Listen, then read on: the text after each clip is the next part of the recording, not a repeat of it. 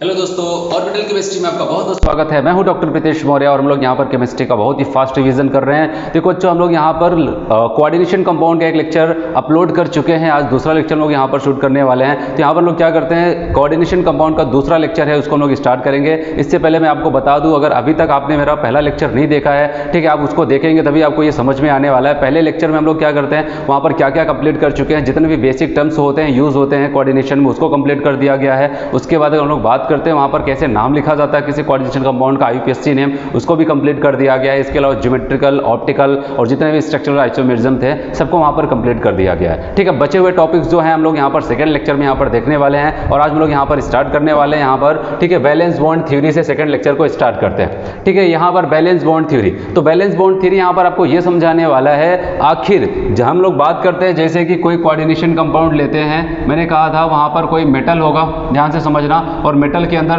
क्या हो जाता था, वहाँ पर बहुत, इसके अलावा भी यहाँ पर बहुत सारे लिगेंड्स पाए जाते थे। ठीक है, ऐसा कुछ पाया जाता था। कोई कोऑर्डिनेशन कंपाउंड्स है तो वहाँ पर ऐसा कुछ वहाँ पर होता था। ठीक है, स्क्वायर ब्रैकेट होता था, स्क्वायर ब्रैकेट के अंदर सेंट्रल मेटल पाए जाते थे। सेंट्रल मेटल के अलावा वहाँ पर और क्या पाए जाते थे, लिगेंड्स। और लिगेंड्स करते क्या थे आपको पता है, लिगेंड इसी सेंट्रल मेटल को कवर करने का काम करते हैं। कवर कैसे करते थे बताओगे, कोऑर्डिनेशन बॉन्ड के थ्रू। अब कोऑर्डिनेशन बॉन्ड कैसे बनता था, कैसे उसको घेरते थे, कैसे वहाँ पर क्या सारी चीज़ें होती थी, उसको कौन बताने वाला है, यहाँ पर वैलेंस बॉन्ड थ्योरी उसको एक्सप्लेन करने वाला है। ठीक है, यहाँ पर याद रखना होता क्या है, होता क्या है, एक्चुअली होता ऐसा कुछ है। यहाँ पर मैंने आपको बताया जो सेंट्रल मेटल होता है, इसको हम लोग कहते हैं लेविस एसिड, क्योंकि ये इलेक्ट्रॉन पेयर को एक्सेप्ट करेगा। और जो यहाँ पर हमारे लिगेंड्स होते हैं, इसको कहा जाता है लेविस बेस।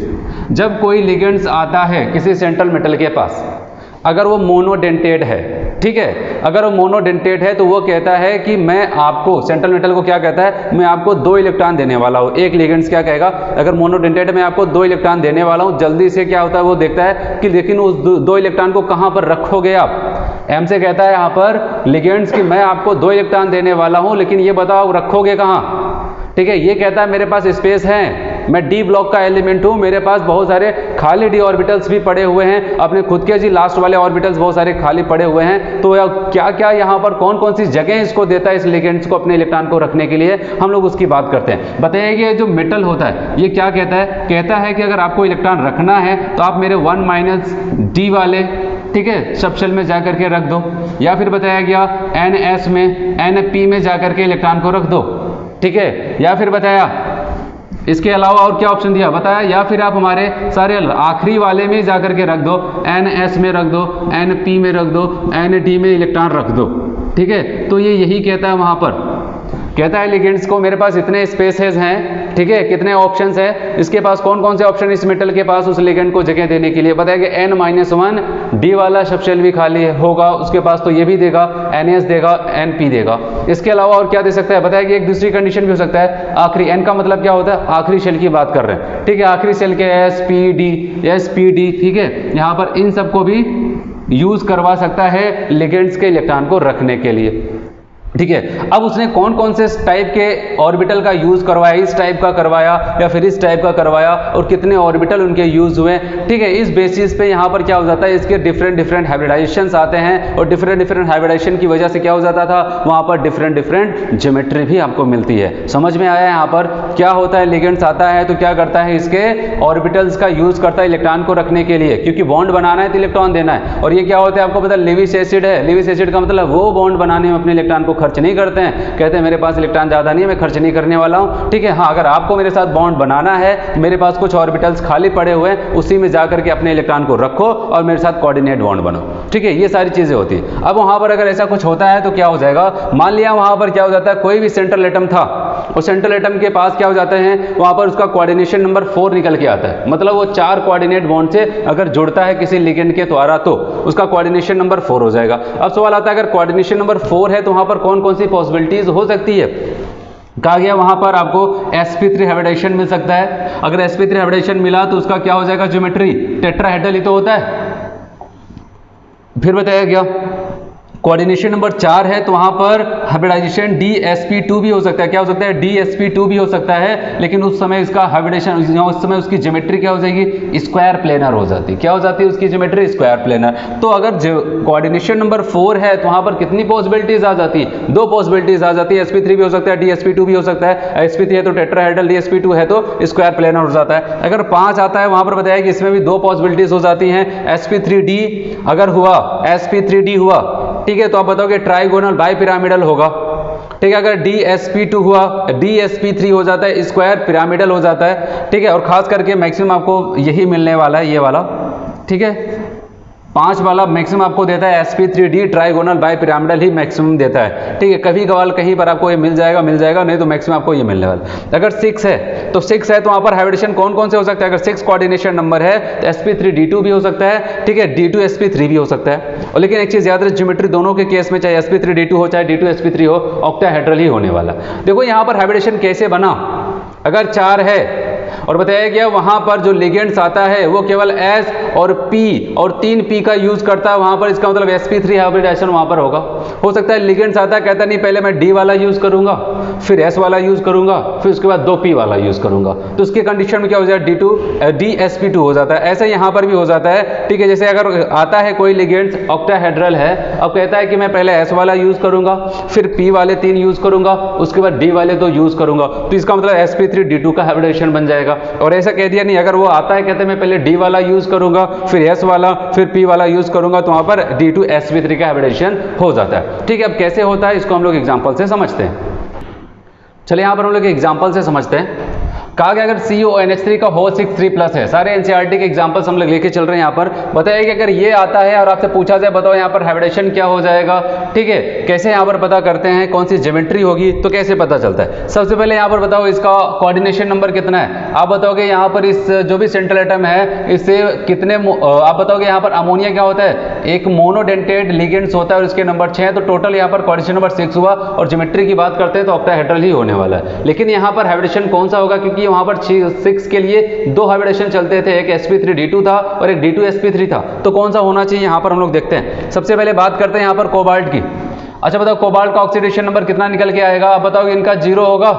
ठीक है, अगर इनका 0 हुआ तो ओवरऑल जो भी यहाँ पर चार्ज प्रेजेंट हो किसका होगा? कोबाल्ट का ही होगा। तो यहाँ पर बताओ कोबाल्ट का ऑक्सीडेशन नंबर +3 निकल के आता है। चलिए हम लोग कोबाल्ट के अगर यहाँ पर बात करते हैं, कोबाल्ट कितना हो जाता है? आप बताओगे कोबाल्ट यहाँ पर 27।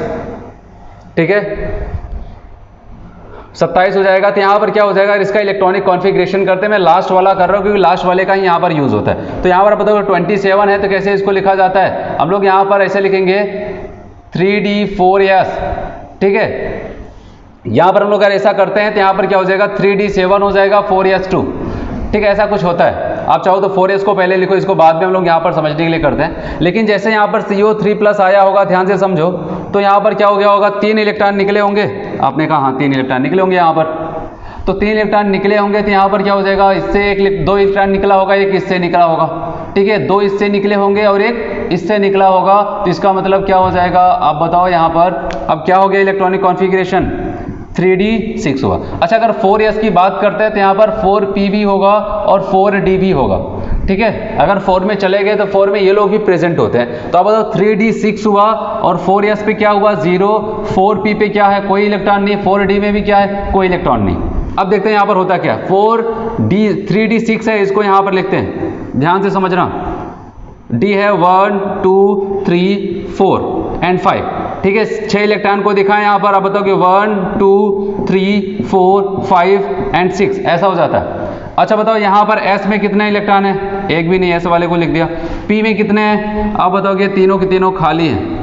अगर D की बात करेंगे तो D में भी अगर देखना चाहे तो चल सकते हैं, 1 2 3 4 5, ऐसा हो जाएगा। ये 4d हुआ, ये 4p हुआ, ये 4s हुआ और आपको बताइए आपका 3d हुआ। ठीक, ऐसा कुछ हुआ। ध्यान से समझना यहाँ पर कैसे हाइब्रिडेशन चलता है, क्या सारी चीज़ें होती है। फिर यहाँ पर ये बताया गया, अगर हम लोग बात करते हैं यहाँ पर इसके पास ऐसी कंडीशन पाई जाती है +3 स्टेज में। अब कौन आता है इसके पास? लिगेंड्स आता है। लिगेंड्स कौन है यहाँ पर? अमोनिया। जब अमोनिया आता है तो करता क्या है? ध्यान से समझना, यहाँ पर ध्यान से समझना।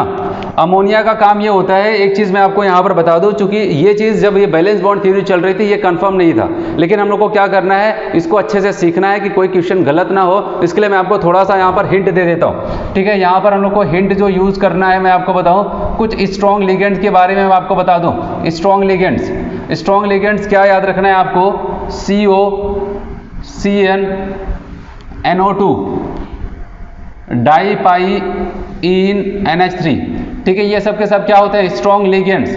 और स्ट्रॉन्ग लिगेंड बात करते हैं यहाँ पर, अगर अमोनिया की बात करते हैं, इतने लोग को आपको याद रखना है मेनली स्ट्रॉन्ग लिगेंड्स में। और आपको यहाँ पर अमोनिया के लिए याद रखना है, ये वीक की तरह व्यवहार करता है कब, वैसे तो स्ट्रॉन्ग होता है, वीक किसके साथ, with nickel, iron and zinc, ठीक है। इनके साथ वीक की तरह व्यवहार करता नहीं तो ये स्ट्रॉन्ग होता है।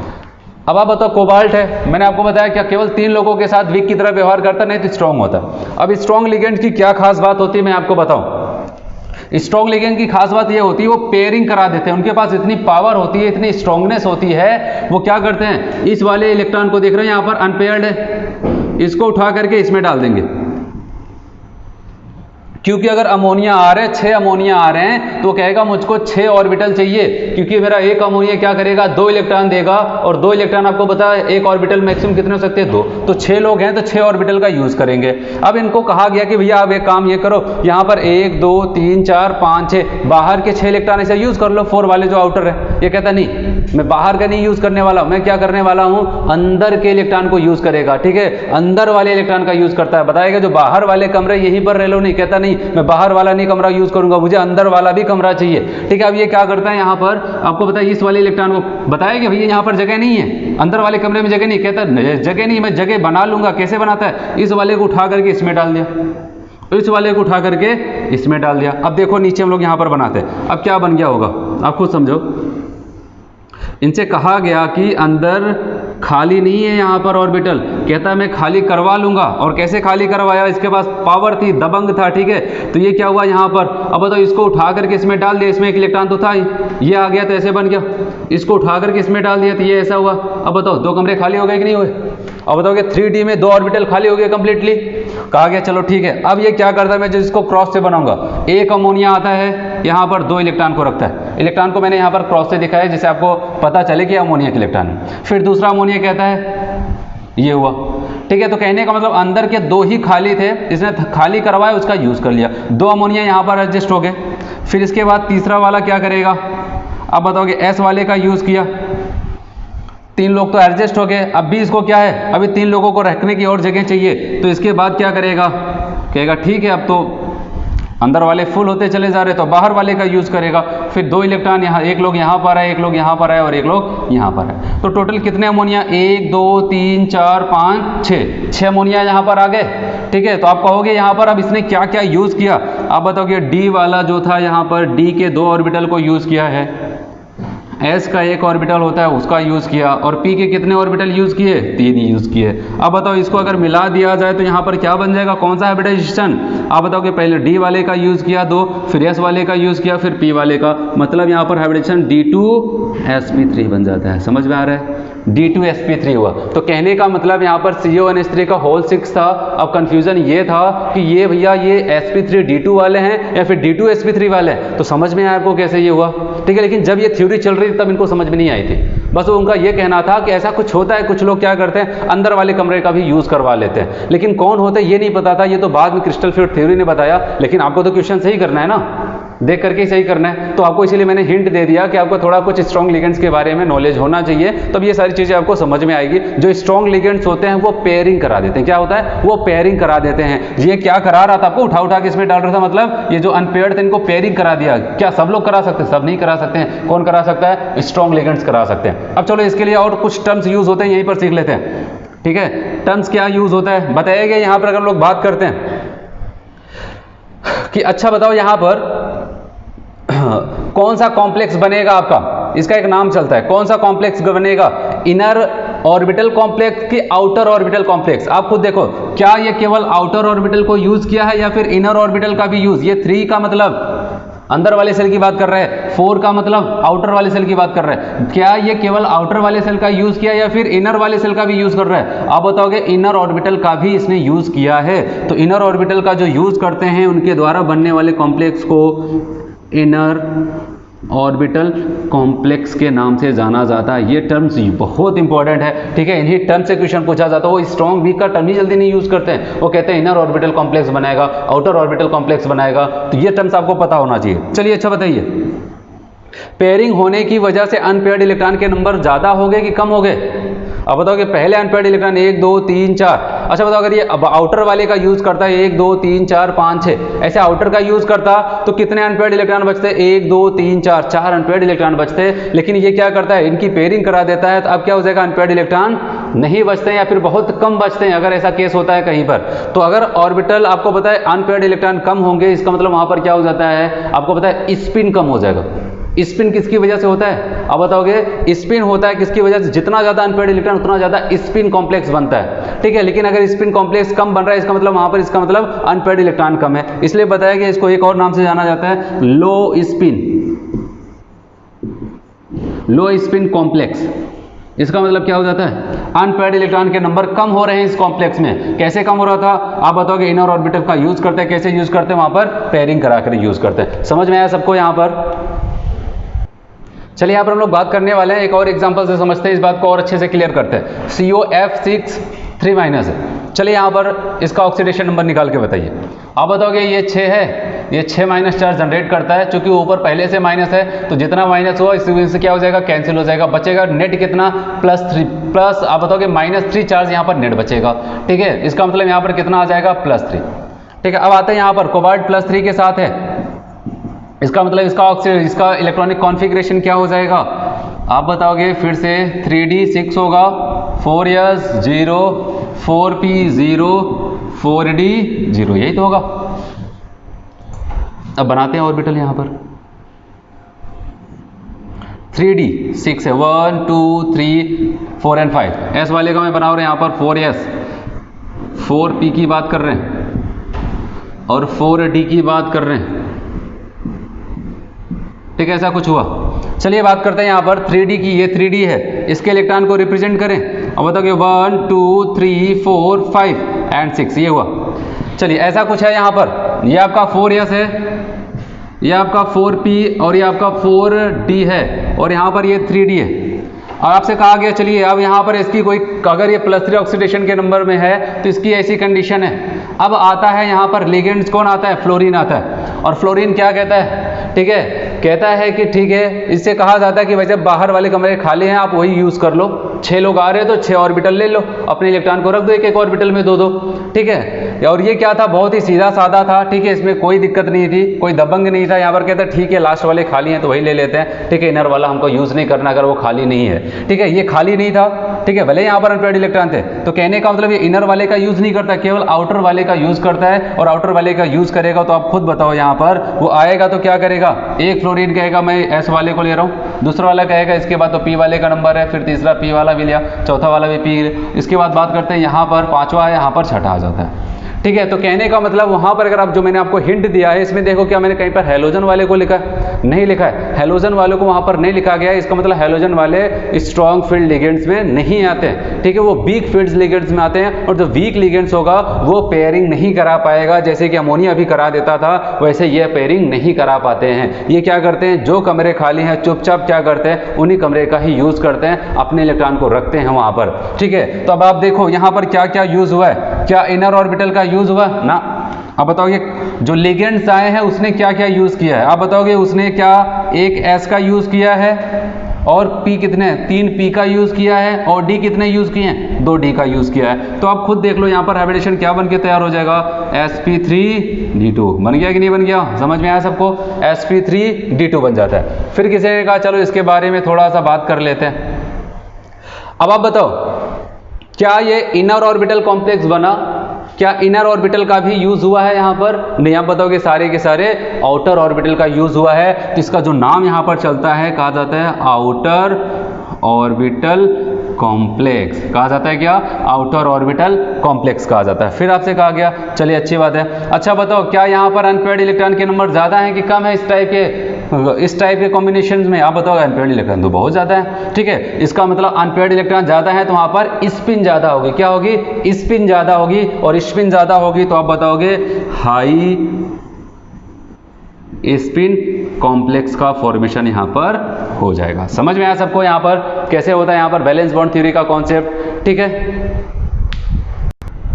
चलिए यहाँ पर हम लोग देखने वाले हैं मैग्नेटिक प्रॉपर्टीज को देखते हैं यहाँ पर, ठीक है। अगर यहाँ पर कोई भी कॉम्प्लेक्स कंपाउंड दे दिया जाता है, आपको मैंने बताया कैसे वहाँ पर उसका हाइब्रिडेशन वगैरह होता था, ठीक है। अब हम लोग को यहाँ पर ये देखना है कि उसके मैग्नेटिक बिहेवियर के बारे में देखना है। वो पैरामैग्नेटिक होगा कि डायामैग्नेटिक होगा, कलर्ड होगा कि कलरलेस होगा। इन सारी बातों को अगर सीखते हैं तो कैसे सीखते हैं, तो सबसे पहले मैं आपको बताऊँ, यहाँ पर हम लोग बात करते हैं इन केस ऑफ स्ट्रॉन्ग लिगेंड्स। देखो, मैं आपको ये अच्छे से समझ में आ जाए इसलिए मैं स्ट्रॉन्ग और वीक का कॉन्सेप्ट यहाँ पर लेके चल रहा हूँ। लेकिन स्ट्रॉन्ग और वीक तो तब आया था जब क्रिस्टल फील्ड थ्योरी आई थी, अभी तक क्रिस्टल फील्ड थ्योरी नहीं आई है, ठीक है। लेकिन क्वेश्चन आपको इसी के कॉन्सेप्ट से करना है। पहले वहाँ पर जो होता था अनुमान लगा करके बताया जाता था, ऐसा होता है ऐसा होता है, लेकिन वो कैसे होता है, क्यों होता है, ये तो आपको पता होना चाहिए क्योंकि आप तो पूरा चैप्टर पढ़ लेते हो, ठीक है। तो यहाँ पर ये बात आती है कि अगर हम लोग बात करते हैं स्ट्रॉन्ग फील्ड लिगेंड्स की, और आप क्या करते हैं वहाँ पर जो भी आपका मेटल है, सेंट्रल मेटल है, उसका इलेक्ट्रॉनिक कॉन्फ़िगरेशन करते हैं। ध्यान है वहाँ पर, याद रखना, अगर वहाँ पर इलेक्ट्रॉनिक कॉन्फ़िगरेशन आपको D1, D2, D3, D4 ऐसे 10 तक वहाँ पर डी में इलेक्ट्रॉन हो सकते हैं मैक्सिमम, ठीक है। इस बेसिस पे हमसे पूछा जाएगा कि उसका मैग्नेटिक बिहेवियर क्या होगा, डी के इलेक्ट्रॉनों को चेक किया जाएगा, ठीक है वहाँ पर। तो अब आपसे कहा जाए, अगर मान लिया वहाँ पर आपने क्या किया, सेंट्रल मेटल का जो भी है वहाँ पर जो भी दिया जाता है, ठीक है, डी ब्लॉक वाले ही दिए जाते हैं, तो जाहिर सी बात है आखिरी इलेक्ट्रॉन उनका डी में जाएगा, ठीक है, डी में जा रहा है। तो यहाँ पर बताइए, अगर उनका इलेक्ट्रॉनिक कॉन्फ़िगरेशन D1 आता है तो हम लोग क्या करते हैं, यहाँ पर एक इलेक्ट्रॉन को फिल कर दिए। अगर D2 आता है तो आप बताओगे एक, फिर यहाँ पर 2 आ गया, कोई दिक्कत नहीं। फिर अगर D3 आता है तो वहाँ पर क्या हो जाएगा 1, 2 एंड 3, कोई दिक्कत यहाँ तक किसी को नहीं, ऐसे ही तो भरा जाता है। अब सवाल आता है, अगर यहाँ पर D4 आ जाता है, ध्यान से समझना, यहाँ पर D4 आएगा तो क्या हो जाएगा, आप एक पल के लिए बताओगे 1, 2, 3 एंड 4 किया जाए, यही तो कहते हैं आप, यही तो कहते हैं। लेकिन स्ट्रॉन्ग फील्ड लिगेंड्स क्या करता था, आपको पता है, यहाँ पर इसको उठा करके पेयरिंग कर देगा। लेकिन याद रहे, स्ट्रॉन्ग फील्ड लिगेंड क्या करता है, किसकी पेयरिंग कराता है, आप बताओगे शुरू के 3 ऑर्बिटल के बाहर, अगर इसके आगे की बात करते हैं, शुरू के 3 ऑर्बिटल के इलेक्ट्रॉन को नहीं उठाता है, शुरू के 3 ऑर्बिटल के इलेक्ट्रॉन को कुछ नहीं टच करता है। हाँ, इसके आगे के अगर ऑर्बिटल में इलेक्ट्रॉन्स हैं उन्हीं को उठा करके इन्हीं ऑर्बिटल में डाल देता है, ठीक है। अगर इसके आगे इलेक्ट्रॉन्स हैं, क्या करता है, उनको इसमें डाल देगा। लेकिन अगर कहो कि इसमें अनपेयर्ड इलेक्ट्रॉन, उसको उठा करके पेयरिंग करा दे, नहीं करते, ठीक है। इसका कॉन्सेप्ट आपको सही से कौन बताएगा, क्रिस्टल फील्ड थ्योरी बताएगा। तो कहने का मतलब अब चौथे इलेक्ट्रॉन की बारी है, तो चौथा इलेक्ट्रॉन यहाँ पर नहीं जाएगा, जाएगा एक पल के लिए, लेकिन क्या करेगा, स्ट्रॉन्ग लिगेंड उसको उठा करके यहाँ पे इसे डाल देगा। फिर आपने कहा चलो ठीक है, मतलब कि 1, 2, 3 एंड 4 हुआ।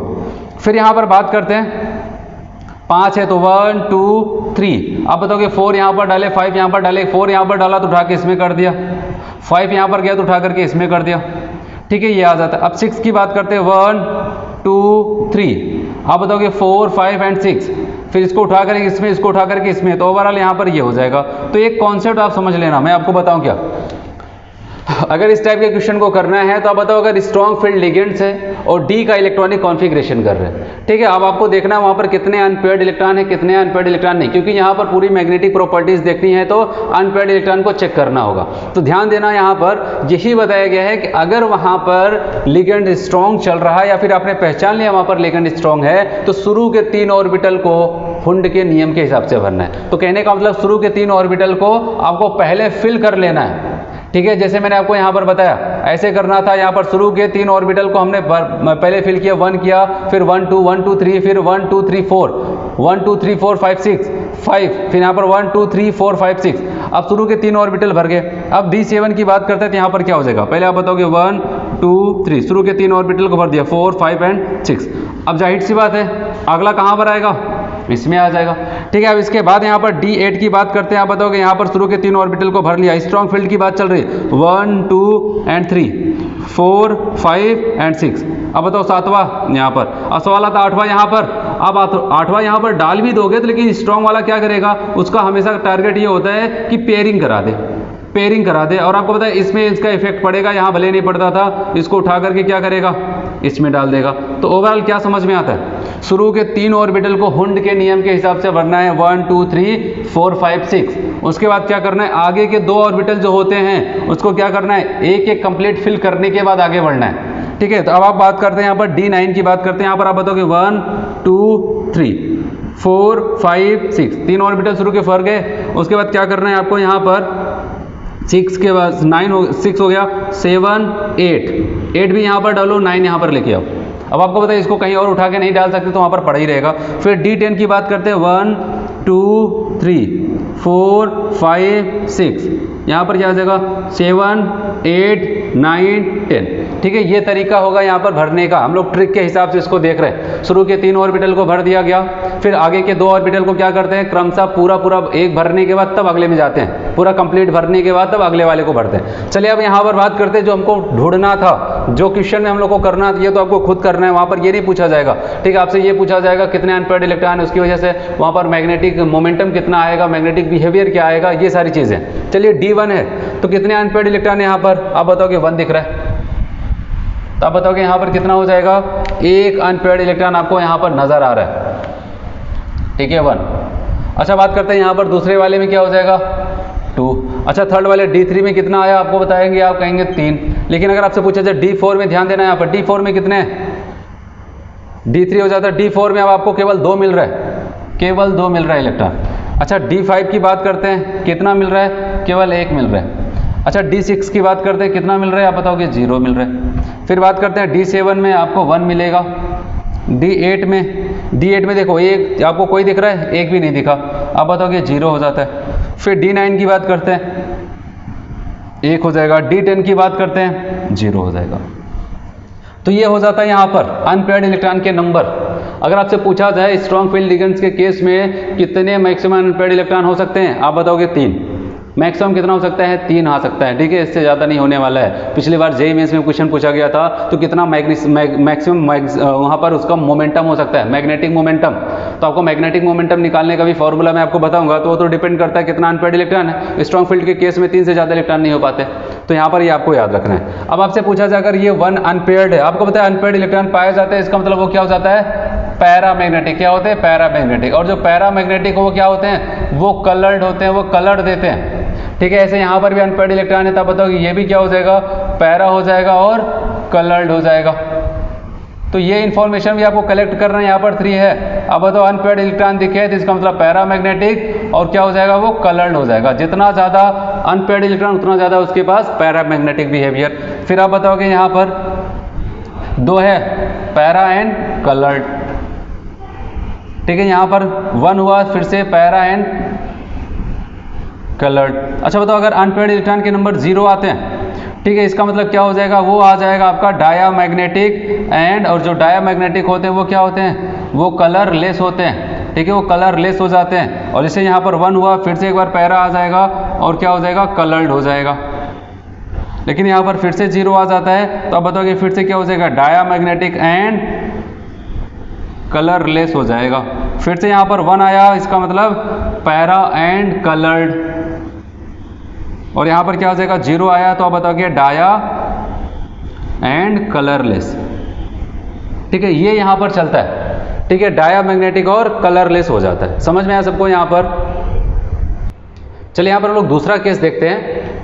यहाँ पर बताया गया in case of weak ligands. अब इससे पहले जो मैंने आपको बताया वो स्ट्रॉन्ग लिगेंड का केस था, और अगर हम लोग बात करते हैं यहाँ पर हम लोग वीक लिगेंड्स की बात करने वाले हैं। और एक चीज़ याद रखना, वीक लिगेंड्स के केस में कोई पेयरिंग वोरिंग नहीं होती है। ठीक है, जैसे हम लोग जानते थे, ठीक है, जैसे हम लोग पढ़ते थे, जिससे पहले जितना हम लोग जानते थे, जैसे इलेक्ट्रॉन की फिलिंग होती थी, हुंड्स ने जैसे सिखाया था, ठीक है, उसी के हिसाब से हम लोग को यहाँ पर इलेक्ट्रॉन की फिलिंग करनी। चलिए यहाँ पर बात करते हैं। अगर यहाँ पर कितना है, एक अनपेयर्ड इलेक्ट्रॉन है, ध्यान से समझना, D1 का कॉन्फ़िगरेशन आता है, तो आप बताओगे वहाँ पर ऐसे भर देंगे। फिर D2 का हुआ 1 एंड 2, यहाँ पर कुछ नया कॉन्सेप्ट नहीं यूज करना है। D3 है 1 2 3 हो जाता है। ठीक है, जैसे ही आपको समझ में आया वहाँ पर वीक लिगेंड्स है, और क्वेश्चन में जल्दी वीक लिगेंड्स नहीं कहता है, वो क्या कहता है, वहाँ पर आपसे कहेगा आउटर ऑर्बिटल कॉम्प्लेक्स बन रहा है। आउटर ऑर्बिटल कॉम्प्लेक्स कब बनता था, अभी मैंने इसके पहले आपको बताया था वीक लिगेंड्स के केस में। या फिर आपको बताएगा हाई स्पिन कॉम्प्लेक्स बन रहा है, कहाँ पर बनता है, वीक लिगेंड्स के केस में। ऐसे टर्म्स यूज किए जाते हैं। ठीक है, यहाँ पर क्या हुआ, 3 हुआ। अब 4 वाले में वहाँ पर लगता था कि 4 का इलेक्ट्रॉन कहाँ पर जाए, यहाँ पर कोई दिक्कत नहीं। यहाँ पर कहते हैं जैसे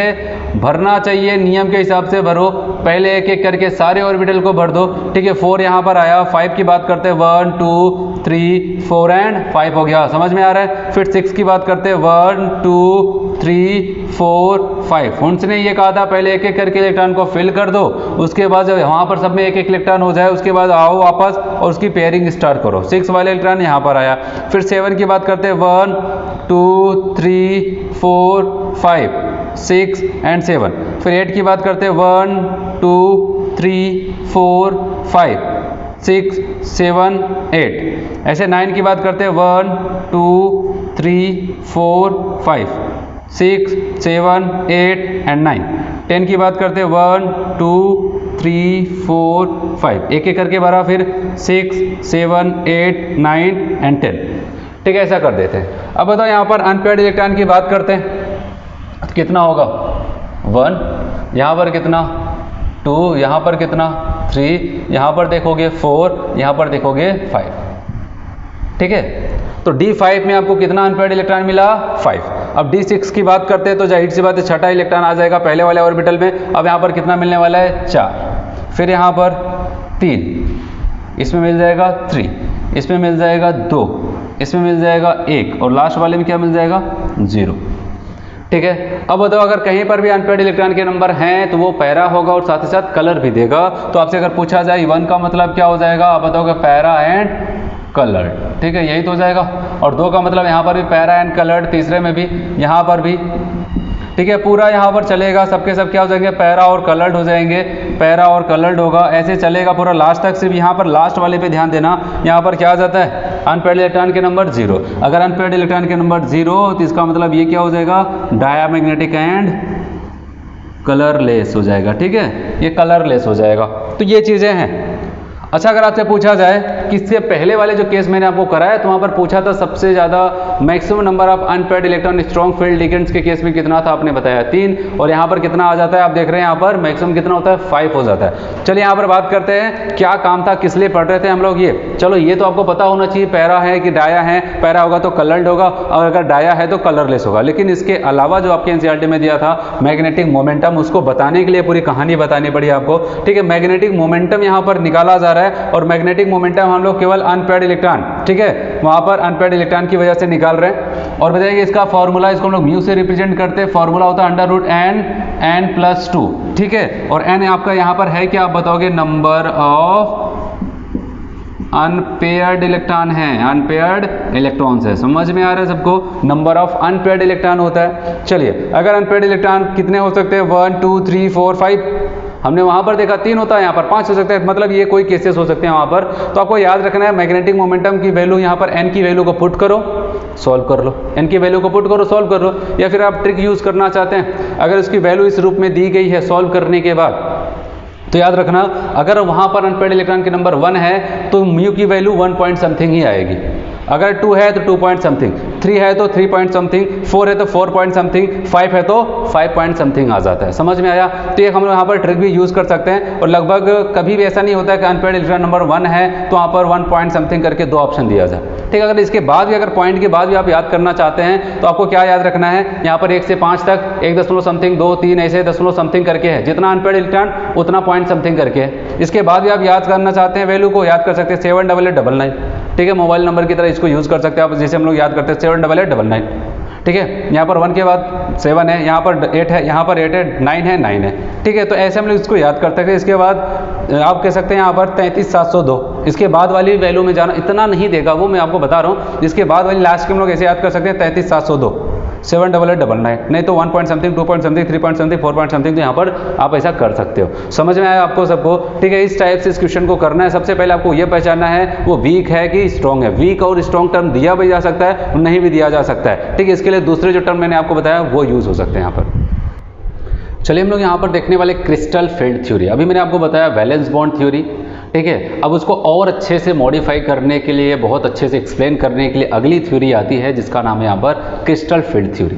ठीक है, क्रिस्टल फील्ड थ्योरी को पढ़ना है तो डी ऑर्बिटल के बारे में आपको थोड़ा सा डिटेल में सीखना है। ठीक है, उसके बाद हम लोग वहाँ पर सीखते हैं। अगर डी ऑर्बिटल की बात करते हैं, टोटल डी ऑर्बिटल्स कितने होते हैं? 5 होते हैं। 5 ही तो होता है। कौन कौन से होते हैं आप बताओ? D x Y, D Y Z, D Z x, D x square minus Y square और डी जेड स्क्वायर होता है। ये 5 ऑर्बिटल्स पाए जाते हैं जिसको ऐसे यहाँ पर लिख करके रिप्रेजेंट किया जाता है। ठीक है, हम लोग बात करते हैं यहाँ पर, लेकिन इसमें भी आपको 2 पार्ट में बांटना पड़ता है। ध्यान से समझना, यहाँ पर इसको हम लोग 2 पार्ट में बांटते हैं। कैसे बांटते हैं बताइए? कि इसमें से 3 ऐसे ऑर्बिटल होते हैं जो एक्सिस के बीच में पाए जाते हैं। एक्सिस पे नहीं होते हैं, एक्सिस के बीच में पाए जाते हैं, बिटवीन द एक्सिस। और वो कौन कौन होते हैं ध्यान से समझना यहाँ पर। अगर ये समझ में आएगा तभी आप क्रिस्टल फील्ड थ्योरी को समझ सकते हो। बताइए, अगर बिटवीन द एक्सिस की बात करते हैं, D x Y, D Y Z और D Z x, D x Y, Y Z और जेड एक्स, ये सब के सब क्या होते हैं? Between the axis. एक्सिस पे नहीं, एक्सिस के बीच में लाई करते हैं। लेकिन अगर बात करते हैं अलोंग द एक्सिस, एक्सिस पे कौन पाए जाते हैं? ये 2 वाले पाए जाते थे, d Z square, x square minus Y square और D Z square, d x square minus Y square और डी जेड स्क्वायर, ये पाए जाते हैं अलोंग द एक्सिस। एक्सिस के अलोंग पाए जाते हैं, एक्सिस पे पाए जाते हैं, बिटवीन द एक्सिस पाए जाते हैं। ठीक है, एक बात यहाँ पर इसको देख लेते हैं हम लोग यहाँ पर कि कभी आप लोग हाइब्रिडेशन करते हो तो वहाँ पर अगर डी आता है तो कौन सा डी कौन सा होगा? क्योंकि यहाँ पर 5 लोग होते हैं तो कहा गया अगर कभी भी DsP2 हाइब्रिडेशंस आए, DsP2 आए, इसका मतलब कौन सा डी यूज हुआ? याद रखना, D S square minus Y square वाला यूज हुआ। किसके साथ? sp2 के साथ अगर डी आता है, DsP2, तो वहाँ पर D S square minus Y square होता है। लेकिन हाँ, अगर sp3d है, ध्यान से रखना, यहाँ पर sp3d है या फिर DsP3 है तो क्या हो जाएगा? इसको लोग कहते हैं डी जेड स्क्वायर। क्या कहते हैं यहाँ पर? D Z square. कौन सा डी यूज हुआ? D Z square. sp2 के साथ जो आया था वो X square minus Y square था, sp3 के साथ जो आया हुआ है वो क्या होता है? डी जेड स्क्वायर होता है। चलिए, अगर बात करते हैं D2sp3 है या फिर sp3d2 है तो यहाँ पर क्या यूज किया गया है? अब बताओ, D x square minus Y square का यूज किया गया है और दूसरा कौन सा है? डी जेड स्क्वायर यूज किया गया है। लेकिन जो हम लोग कहते हैं यहाँ पर एक बड़ा सा सबसे मैक्सिमम हाइब्रिडेशन जो हम लोग कहते हैं sp3d3 की, अगर यहाँ पर वो तीनों डी कौन से यूज हुए हैं तो याद रखना एक्स वाई, वाई जेड और जेड एक्स का वहाँ पर यूज होता है। ये बातें भी आपको याद रखनी है वहाँ पर। अब आते हैं यहाँ पर जो मैंने आपको बताया, कौन अलोंग द एक्सिस पाया जाता है और कौन बिटवीन द एक्सिस पाया जाता है। मैंने आपको बताया था D x Y, Y Z और जेड एक्स, ये बिटवीन द एक्सिस है। आप खुद देखो यहाँ पर आपको दिखाई दे रहा है, ये एक्स एक्सिस हुआ, ये वाई एक्सिस हुआ और इनके बीच में ऑर्बिटल लाई कर रहे हैं। ठीक है, ऑर्बिटल यही तो लाई कर रहे हैं, इसका मतलब ये डी एक्स वाई हुआ। अगर इनकी बात करते हैं वाई जेड की, यहाँ पर वाई एक्सिस हुआ, ये जेड एक्सिस हुआ, इनके बीच में ऑर्बिटल्स लाई कर रहे हैं। अब बताओगे वाई जेड हो जाएगा। और यहाँ पर डी जेड एक्स की बात करते हैं, यहाँ पर जेड हुआ, ये एक्स वाई, इनके बीच में ऑर्बिटल लाई कर रहा है। ठीक है, अगर बात करते हैं D x square minus Y square की बात करते हैं, ये क्या हो जाता है? अलोंग द एक्सिस होता है। ठीक है, एक्सिस पे ही पाया जा रहा है। ठीक है, अगर डी जेड स्क्वायर की बात करते हैं, यहाँ पर आपको दिखाई दे रहा है जेड एक्सिस पे आपको यहाँ पर दिखाई दे रहा है। ठीक है, तो आपको बस यहाँ पर मेनली इस चैप्टर के लिए ये तो अगर आपको पता है बहुत अच्छी बात है, नहीं तो आपको ये याद रखना है कौन अलोंग द एक्सिस है और कौन बिटवीन द एक्सिस है। ठीक है, समझ में आया सबको यहाँ पर? चलिए, अब हम लोग क्या करते हैं, यहाँ पर क्रिस्टल फील्ड थ्योरी को समझते हैं। मान लेते हैं यहाँ पर ये देखो 5 डी ऑर्बिटल आपको दिखाए गए। ये क्या है? यहाँ पर 1 2 3 4 एंड 5 5 डी ऑर्बिटल्स यहाँ पर दिखाए गए हैं। ठीक है, अब यहाँ पर क्या हो जाता है, आपको पता है अगर 5 को एक लेवल पे दिखाया गया, मान लिया यहाँ पर कोई एनर्जी का कर्व है। ठीक है, एनर्जी को वहाँ पर इस एक्सिस पे दिखाया गया है, ये हमारे एनर्जी को बता रहा है। तो बताया गया अभी ये 5 के 5 डी ऑर्बिटल एक साथ है कि नहीं है? तो कहा जाता है यहाँ पर जितने भी डी ऑर्बिटल हैं ये क्या है? सबकी एनर्जी सेम है। इसको कहा जाता है डीजनरेट ऑर्बिटल। क्या कहते हैं? टर्म यूज होता है डीजनरेट ऑर्बिटल। तो कहने का मतलब इसकी डीजनरेटसी यहाँ पर मेंटेन है। ये 5 के 5 लोग क्या होते हैं? सेम एनर्जी लेवल पर हैं। फिर क्या हो जाता है आपको बताया, ये डी ऑर्बिटल है और डी ऑर्बिटल से जुड़ने के लिए कौन आएगा?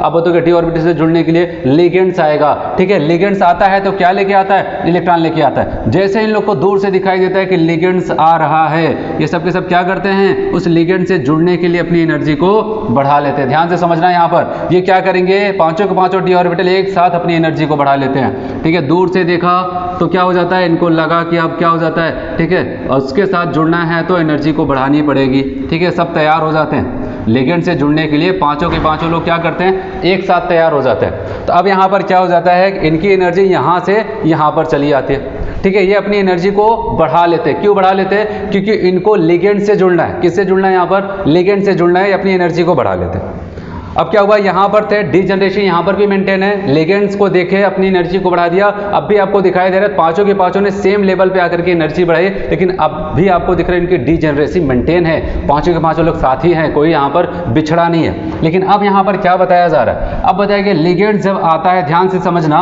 और हम लोग खास करके ये ऑक्टाहेड्रल कॉम्प्लेक्स की बात करते हैं, ठीक है, ऑक्टाहेड्रल कॉम्प्लेक्स के लिए बात कर रहे हैं यहाँ पर, मतलब कोऑर्डिनेशन नंबर 6 जिसका है, तो वहां पर ये हुआ। तो लिगेंड्स आया, पहले यहां पर थे, लिगेंड्स को देख करके अपनी एनर्जी सब लोगों ने बढ़ा लिया। अब क्या हो जाता है, पता चला लिगेंड्स के आने का रास्ता कुछ अलग था, ठीक है, लिगेंड्स के आने का रास्ता अलग अलग था। यहां पर क्या होता है, पता चला कि वो कैसे आ रहे हैं, एलोंग द एक्सिस। कौन से रास्ते से आ रहे हैं, बताया गया कि वो एलोंग द एक्सिस वाले रास्ते से आ रहे हैं। और आप बताओ एलोंग द एक्सिस कौन कौन पाया जाता है ऑर्बिटल, है तो पांचों लोग, पांचों भाई क्या है यहाँ पर, ठीक है, सेम एनर्जी लेवल पे आ चुके हैं। लेकिन अब क्या हो जाता है, पता चला लिगेंड्स के आने का रास्ता सबसे ज्यादा मायने रखता है। और लिगेंड्स के आने का रास्ता क्या पता चला, ये तो एलोंग द एक्सिस आ रहा है, एक्सिस के रास्ते से आ रहा है। और एक्सिस के रास्ते में कौन पड़ेगा, आपको पता है 2 लोग पड़ते हैं, ठीक है। और आपको पता है जब वहां पर वो लिगेंड्स करीब आता है ये टूट जाते हैं, यहाँ पर स्प्लिटिंग हो जाती है। और स्प्लिटिंग होने के बाद क्या हो जाता है, आपको पता है ये 2 पार्ट में टूट जाते हैं, यहाँ पर 2 पार्ट में टूट जाते हैं, क्योंकि आने का रास्ता इनका कैसा था, एलोंग द एक्सिस। और एलोंग द एक्सिस कौन कौन पाया जाता था, dx² माइनस y², और दूसरा कौन सा था, आप बताओ, dz² पाया जाता है। और बिटवीन द एक्सिस वाले क्या हो जाते हैं, ठीक है, आप बताओगे, इनके रास्ते तो नहीं आ रहा, यहाँ पर x y था, y z था, z y z था, और यहाँ पर z x था, यही तो था। यहाँ तक पांचों लोग साथ साथ थे। लेकिन जब लिगेंड्स के आने का रास्ता तय हो जाता है कि पता चला ये कैसे और कौन से रास्ते से आ रहे हैं, पता चला ये तो इनके आने का रास्ता तो क्या है, एलोंग द एक्सिस। इसकी वजह से एलोंग द एक्सिस वाले ऑर्बिटल की एनर्जी क्या हो जाती है, कुछ ज़्यादा इंक्रीज कर जाती है। ऐसे समझना आपको, जिस रास्ते से आए, चूंकि उसके पास इलेक्ट्रॉन है, ठीक है, इलेक्ट्रॉन होगा तो वहाँ पर रिपल्शन ज़्यादा होगा, जिसकी वजह से इनके रास्ते से आ रहे हैं, यहाँ पर क्या हो जाएगा, इनकी एनर्जी इंक्रीज कर जाएगी। इनके रास्ते तो नहीं आया, तो इन्होंने क्या किया, का एक काम करते हैं, हमारे रास्ते से नहीं आ रहे हैं तो हम अपनी एनर्जी को डाउन कर लेते हैं, ठीक है। तो यहाँ पर क्या हो जाता है, ये अपनी एनर्जी को कम कर लेते हैं, क्योंकि इनके रास्ते से इलेक्ट्रॉन वहाँ पर लिगेंड्स नहीं आ रहा था, इनके रास्ते से आ रहा था। जिसके रास्ते से आएगा वो क्या करते हैं, एनर्जी को अपने बढ़ा लेते हैं। देखा जाए पहले एनर्जी इतनी थी, ठीक है, अब इसमें से कुछ लोग नीचे आ जाते हैं, अपनी एनर्जी को घटा लेते, कुछ लोग बढ़ा लेते। कौन बढ़ाएगा, हमेशा याद रखना, वही बढ़ाएगा जिसके रास्ते से लिगेंड्स आ रहा है। चलिए, अब यहाँ पर इसको समझने के लिए इसको 2 पार्ट में बांटा गया, कुछ नामकरण भी यहाँ पर मायने रखता है। बताया गया इन तीनों ऑर्बिटल्स को कहा गया T2G। क्या कहा गया यहाँ पर, T2G। और जो ऊपर 2 लोग पहुंच गए हैं जिनकी एनर्जी ज्यादा हो गई, इनको कहा गया EG ऑर्बिटल, ठीक है। अब यहाँ पर नाम इनका कुछ और चलने वाला, T2G ऑर्बिटल और EG ऑर्बिटल। EG ऑर्बिटल कौन है, अब बताओ कि जिसकी एनर्जी बढ़ गई, यहाँ पर आपको दिखाई दे रहा है ऊपर की तरफ चल गए। और अगर आपसे कभी पूछा जाए क्यों ऊपर चले गए, आप बताओगे क्योंकि लिगेंड्स के आने का तरीका क्या था, इन्हीं के रास्ते था, ठीक है, इन्हीं के रास्ते से आ रहा था, इसलिए इनकी एनर्जी बढ़ गई। इनके रास्ते से नहीं आया, इन्होंने कहा ठीक है, ठीक है, हम अपनी एनर्जी को घटा लेते हैं। अब सवाल ये आता है, कभी ये पांचों लोग साथ हुआ करते हैं, तब इनके बीच में बहुत डिफरेंस हो चुका है, ठीक है। किसका डिफरेंस है, किसका डिफरेंस है, आप बताओगे एनर्जी का डिफरेंस है। किसका डिफरेंस है, एनर्जी का डिफरेंस है। तो कहने का मतलब कितना आया इनके बीच का डिफरेंस, कितना आया, आप बताओगे यही तो आया है, ये है इनके बीच का डिफरेंस। अगर इनके बीच के डिफरेंस की हम लोग बात करते हैं, इसी डिफरेंस को हम लोग क्या कहते हैं, क्रिस्टल फील्ड स्प्लिटिंग एनर्जी, जिसको हम लोग यहाँ पर डेल्टा ओ से बताएंगे। वो जो यहाँ पर लिखा गया वो किसको बता रहा है कि आप ऑक्टाहेड्रल कॉम्प्लेक्स की बात कर रहे हो। समझ में आया सबको। तो कहने का मतलब इनके बीच के अगर एनर्जी गैप को अगर आप देख लो, इनके बीच का जो एनर्जी का डिफरेंस है, इसी को हम लोग क्या कहते हैं, क्रिस्टल फील्ड स्प्लिटिंग एनर्जी। अब बताओगे स्प्लिट हो गए, टूट गए, टूटने की वजह से एनर्जी का डिफरेंस क्या आया, वो हमको यहाँ पर देखना है। अब आपको देखना कैसे निकाला जाता है, एक बहुत ही सिंपल सा तरीका देखो। आप बताओगे भैया इनका T2G का एनर्जी कितना घटा, आप बताओगे इतने पे थे, पहली बार देखे गए थे, आखिरी बार यहाँ पर देखे थे, इस एनर्जी लेवल पर दिखे थे, लेकिन अब यहाँ पर दिख रहे हैं। इसका मतलब यहाँ से इनकी एनर्जी लेवल घट गई। चलिए देखते हैं। अच्छा, घटा है तो घटने वाला साइन लगा दे, माइनस। अच्छा, बताओ कितने लोगों से घटी है, बताओ कितने लोगों से घटी है। तो आप बताओगे यहाँ पर पहले कितने हुआ करते थे, 5 हुआ करते थे, ठीक है। टोटल कितने थे, 5। कितने लोगों से कम हुई, कितने लोग हैं ऊपर, 2 लोगों से। तो यहाँ पर इनकी एनर्जी कितनी घटी, -2/5। समझ में आया कि नहीं, आपको ट्रिक भी समझना है वहाँ पर। तो कैसे याद रखते हैं इसको, बताइए। घटा तो घटने वाला साइन माइनस लगाया, बताया गया टोटल कितने थे, 5। कितने लोगों से घट गया, 2 लोगों से घट गई एनर्जी। चलिए ऊपर की तरफ बढ़ते हैं। अब यहाँ पर बताया गया T2G की बात करते हैं। आखिरी बार यहाँ पर दिखे थे, इसलिए एनर्जी लेवल पे आप कहाँ पर दिख रहे हैं, अब बताओगे यहाँ पर EG लेवल पे दिख रहे हैं, काफी ऊपर दिखाई दे रहे हैं। बताइए चलो इनकी एनर्जी बढ़ गई है, कितनी बड़ी है बताओगे, बढ़ने वाला पहले साइन लगा दो प्लस वाला। फिर बताओ टोटल कितने हुआ करते थे, कभी बताओगे कभी 5 हुआ करते थे। अब बताओ यहाँ पर कितने लोगों से बड़ी है, 3 लोगों से बड़ी है, तो यहाँ पर क्या हो जाएगा प्लस 3/5 कर देते हैं। सिंपल सा, समझ में आया सबको। चलिए आपसे कहा जाता है CFSE को निकालो, CFSE निकालो। फॉर्मूला कैसे बनाते हैं आपको याद रखना। यहाँ पर मैंने क्या बताया, -2/5, यहाँ पर एक टर्म यूज करेंगे x, अभी मैं आपको बता रहा हूँ, प्लस ये क्या है एनर्जी इनकी बढ़ी 3/5 y। ठीक है, यहाँ पर हम लोग यहाँ पर इसे डेल्टा ओ लिख देते हैं, जैसे कि आपको पता चले कि आप जो एनर्जी देख रहे हो वो किसका है, ऑक्टाहेड्रल का है। यहाँ पर डेल्टा आपको यही बता रहे हैं, इसी चीज़ को CFSE को देख रहे हो आप। अब आप बताओ इसको और थोड़ा सा अच्छे से सॉल्व करें। आप बताओगे 2/5 का मतलब क्या, -2/5 का मतलब क्या, 0.4 लिख सकते हैं, 5 चौक 20, यहाँ पर 0.4 x प्लस 3/5 का मतलब क्या, 0.6 6 पंचे 30 y, डेल्टा ओ हो जाता है। ठीक है, ये आ जाता है आपका यहाँ पर CFSE फॉर ऑक्टाहेड्रल कंपाउंड। अब सवाल आता है यहाँ पर x और y क्या लिखा गया, x बताओगे नंबर ऑफ इलेक्ट्रॉन कहाँ पर, किसके साथ लिखा गया, इसके साथ T2G में, number of electrons in T2G orbital. और y क्या कहेगा, बताओगे number of electrons in EG orbital. ठीक है, ऐसा कुछ हो जाता है। और ध्यान से समझो जल्दी से यहाँ पर और क्या क्या बताया गया कि अगर इलेक्ट्रॉन की फिलिंग की बात करते हैं, इलेक्ट्रॉन की फिलिंग की बात करते हैं तो 1 2 3 इलेक्ट्रॉन भरोगे तो कोई दिक्कत नहीं, पहला इलेक्ट्रॉन, दूसरा इलेक्ट्रॉन, तीसरा इलेक्ट्रॉन तक कोई दिक्कत नहीं। आपको पता है यहाँ पर जैसे 1, ध्यान से समझना, 2 3, काफी कॉन्स्टेंट लोग पहले भी सीख चुके हैं। यहाँ पर 1 2 3 ऐसे हुआ तो यहाँ पर क्या हो जाएगा 1 2 3, कोई दिक्कत नहीं हो रहा है। मान लिया अब आपको ध्यान देना, अब आपको ध्यान देना है, फोर्थ वाला इलेक्ट्रॉन यहाँ पर 5 4, अगर 4 इलेक्ट्रॉन है तो यहाँ पर तो कोई दिक्कत नहीं, ऐसे ही भर जाएगा। फिर आप बताओगे यहाँ पर भी ये 4 इलेक्ट्रॉन ऐसे होंगे, लेकिन अब इनके ऊपर ये टूट चुके हैं, अब चौथा इलेक्ट्रॉन कहाँ पर जाए। अब सवाल ये आता है ना, 1 2 3 यहाँ पर भर चुका है, ठीक है, चौथा ऑर्बिटल तो यहाँ पर इनके बगल में है नहीं, तो अब सवाल आता है ये क्या T2G में जाए या फिर EG में जाए। समझ में आ रहा है, सबसे मेन यहाँ पर कॉन्सेप्ट ये चलता है कि ये T2G में जाए रहें, यहाँ पर चौथा इलेक्ट्रॉन आए, या फिर क्या चला जाए, आप बताओगे यहाँ पर EG में जाए। तो इसी को बहुत अच्छे से हम लोग को यहाँ पर समझना है। ठीक है, समझ में आया सबको, क्या समझना है हम लोग को यहाँ पर। चलिए यहाँ पर हम लोग बात करने वाले हैं, अभी मैंने आपको बताया कि क्या हो जाता था, अगर d ऑर्बिटल की बात करते थे स्प्लिटिंग हो जाती थी। ठीक है, ऐसे स्प्लिटिंग होती थी। यहाँ पर मैंने बताया था ऊपर वाले को हम लोग यहाँ पर क्या कहते थे, EG ऑर्बिटल कहते थे। यहाँ पर जिसकी एनर्जी घट जाती थी उसको हम लोग T2G ऑर्बिटल कहते थे। ठीक है, ऐसा हो जाता है। और ये टूटा कैसे टूटा बताओ। अब बताओगे जब लिगेंड्स इसके करीब आया, करीब आने के बाद क्या हो जाता था, वहाँ पर रिपल्शन होगा और यहाँ पर एनर्जी लेवल बढ़ जाती थी, जिसकी वजह से वो टूट जाते थे। उसमें से कोई एक क्या हो जाता था, जिनके रास्ते से आ रहे हैं उनकी एनर्जी बढ़ जाती थी, ठीक है, और जिनके रास्ते से नहीं आ रहे वो अपनी एनर्जी को घटा लेते थे। तो स्प्लिटिंग हुई। स्प्लिटिंग किसकी वजह से हुई, लिगेंड्स की वजह से हुई। और जब स्प्लिटिंग होती है तो यहाँ पर एनर्जी रिलीज होता है। क्या होता है, एनर्जी निकलती है। ठीक है, अब वो कितनी एनर्जी निकली, ज्यादा निकली कि कम निकली, बताइए। अगर कोई वीक लिगेंड्स होता है तो वहाँ पर एनर्जी आपको वीक मिलेगी, मतलब थोड़ी बहुत एनर्जी मिलेगी। अगर स्ट्रॉन्ग लिगेंड्स है तो वहां पर स्प्लिटिंग एनर्जी आपको ज्यादा मिलेगी। समझ में आया। अगर वीक लिगेंड्स है तो स्प्लिटिंग एनर्जी कम, अगर स्ट्रॉन्ग लिगेंड्स है तो स्प्लिटिंग एनर्जी ज्यादा होती है। अब कौन वीक है कौन स्ट्रॉन्ग है, इसके लिए यहां पर एक सीरीज बनाई गई। ठीक है, डिफरेंट लिगेंड्स को लाया गया वहां पर और देखा गया उनकी वजह से कितनी एनर्जी जनरेट होती है। ठीक है, यहां पर एक सीरीज बना दिया गया जिसको हम लोग क्या कहते हैं, स्पेक्ट्रोकेमिकल सीरीज कहा जाता है। ठीक है, यहां पर बताया गया I- ये सबसे कम बताया गया, मतलब बहुत कम एनर्जी जनरेट करती होगी। फिर यहां पर ऐसे आगे जैसे बढ़ते हैं Br माइनस थोड़ा और, यहाँ पर HCl Cl S2 minus F minus OH minus C2O4 minus 2 minus H2O NCS, उसके बाद EDTA4 minus ammonia CO CN minus CO।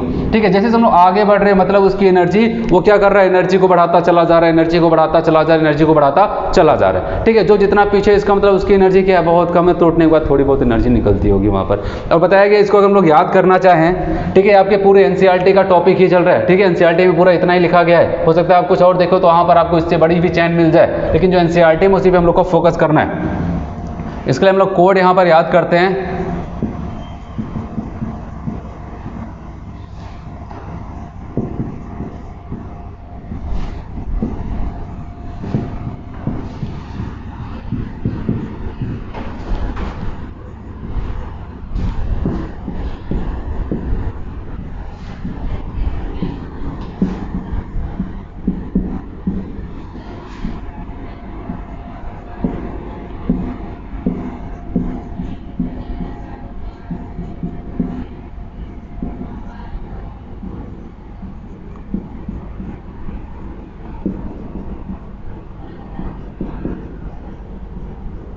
ठीक है, हम लोग यहाँ पर कैसे कोर्सेज को याद रखते हैं, यहाँ पर घटता हुआ बढ़ता हुआ क्रम, क्योंकि क्वेश्चन इस पे आ जाता है कौन लाइट को ज़्यादा एब्जॉर्व करेगा, कौन कम करेगा, इसको मैं आगे आपको बताता हूँ। इसके लिए आपको यह ऑर्डर यहाँ पर पता होना चाहिए। यहाँ से हम लोग बात करते हैं आई बर्बादी, सनी कॉलेज से फरार, ओह ऑक्जेलेटो पानी सुनो, EDTA ammonia in Canada and Colombo. ठीक है, ऐसे हम लोग इसको याद कर सकते हैं। आई बर्बादी, सनी कॉलेज से फरार, ओ ऑक्जेलेटो पानी सुनो, EDTA ammonia in Colombo Canada and Colombo.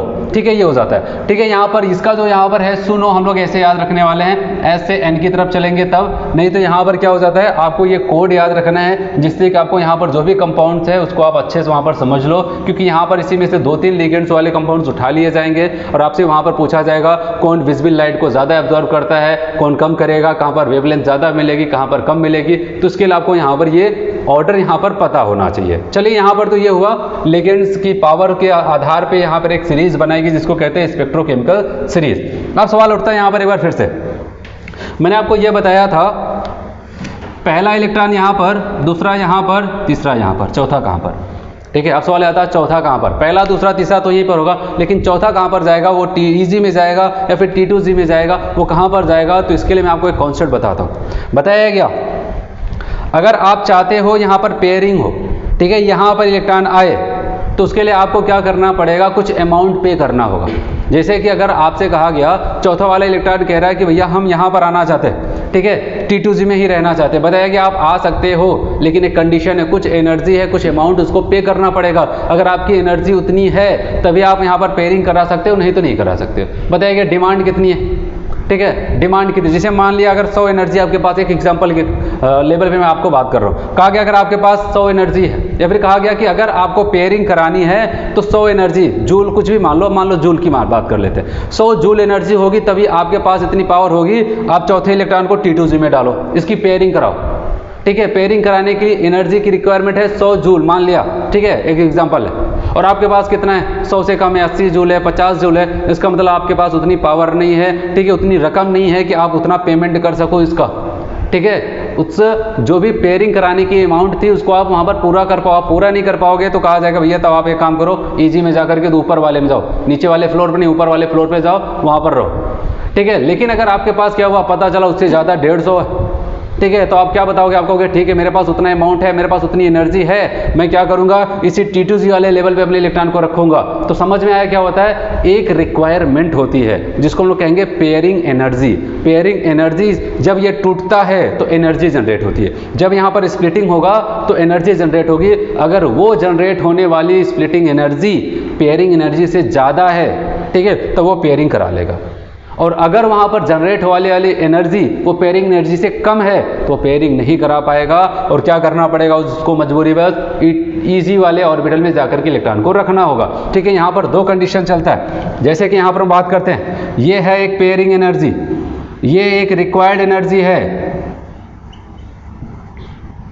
Required energy है, मतलब पेयरिंग करानी है तो इतनी एनर्जी देनी पड़ेगी। और मान लिया पेयरिंग एनर्जी इतनी है और आपका यहाँ पर डेल्टा ओ जो मैंने लिखा है, इसका मतलब क्या होता है, स्प्लिटिंग एनर्जी, टूटने के बाद जो एनर्जी, और स्प्लिटिंग एनर्जी की वैल्यू क्या है, पेयरिंग एनर्जी से कम है, मतलब कि जितनी पेयरिंग के लिए रकम चाहिए थी उतनी रकम इनके पास नहीं है। तो इसका मतलब क्या, पेयरिंग होगा, नहीं होगा। तो आप बताओगे चौथा इलेक्ट्रॉन जो यहाँ पर D4 का कॉन्फ़िगरेशन का चल रहा है, चौथा इलेक्ट्रॉन आप बताओगे 3 इलेक्ट्रॉन तो यहाँ पर मस्त में चले गए, लेकिन चौथा इलेक्ट्रॉन यहाँ पर नहीं जा पाया क्योंकि उसके पास उतना अमाउंट नहीं था, ठीक है, कि इनके पेमेंट को वहाँ पर कर पाए और वहाँ पर T2G के अंदर ही रह जाए। ठीक है, इसको मजबूरी बस जाना पड़ा। लेकिन दूसरे केस में मैंने क्या बताया, यहाँ पर स्प्लिटिंग एनर्जी क्या है, पेयरिंग एनर्जी से ज़्यादा है, जो एनर्जी की रिक्वायरमेंट थी उससे ज़्यादा एनर्जी इनके रख के आए हैं। तो बताएंगे क्या करना पड़ेगा, आप बताओगे चौथा इलेक्ट्रॉन भी कहाँ पर आ जाएगा, T2G में आएगा और EG में इलेक्ट्रॉन नहीं जाएगा। तो अगर ऐसी कंडीशन है, चौथा इलेक्ट्रॉन भी यहाँ पर आएगा, पाँचवा भी यहाँ पर आएगा, छठा भी यहाँ पर आएगा, जब तक पूरा भर नहीं जाएगा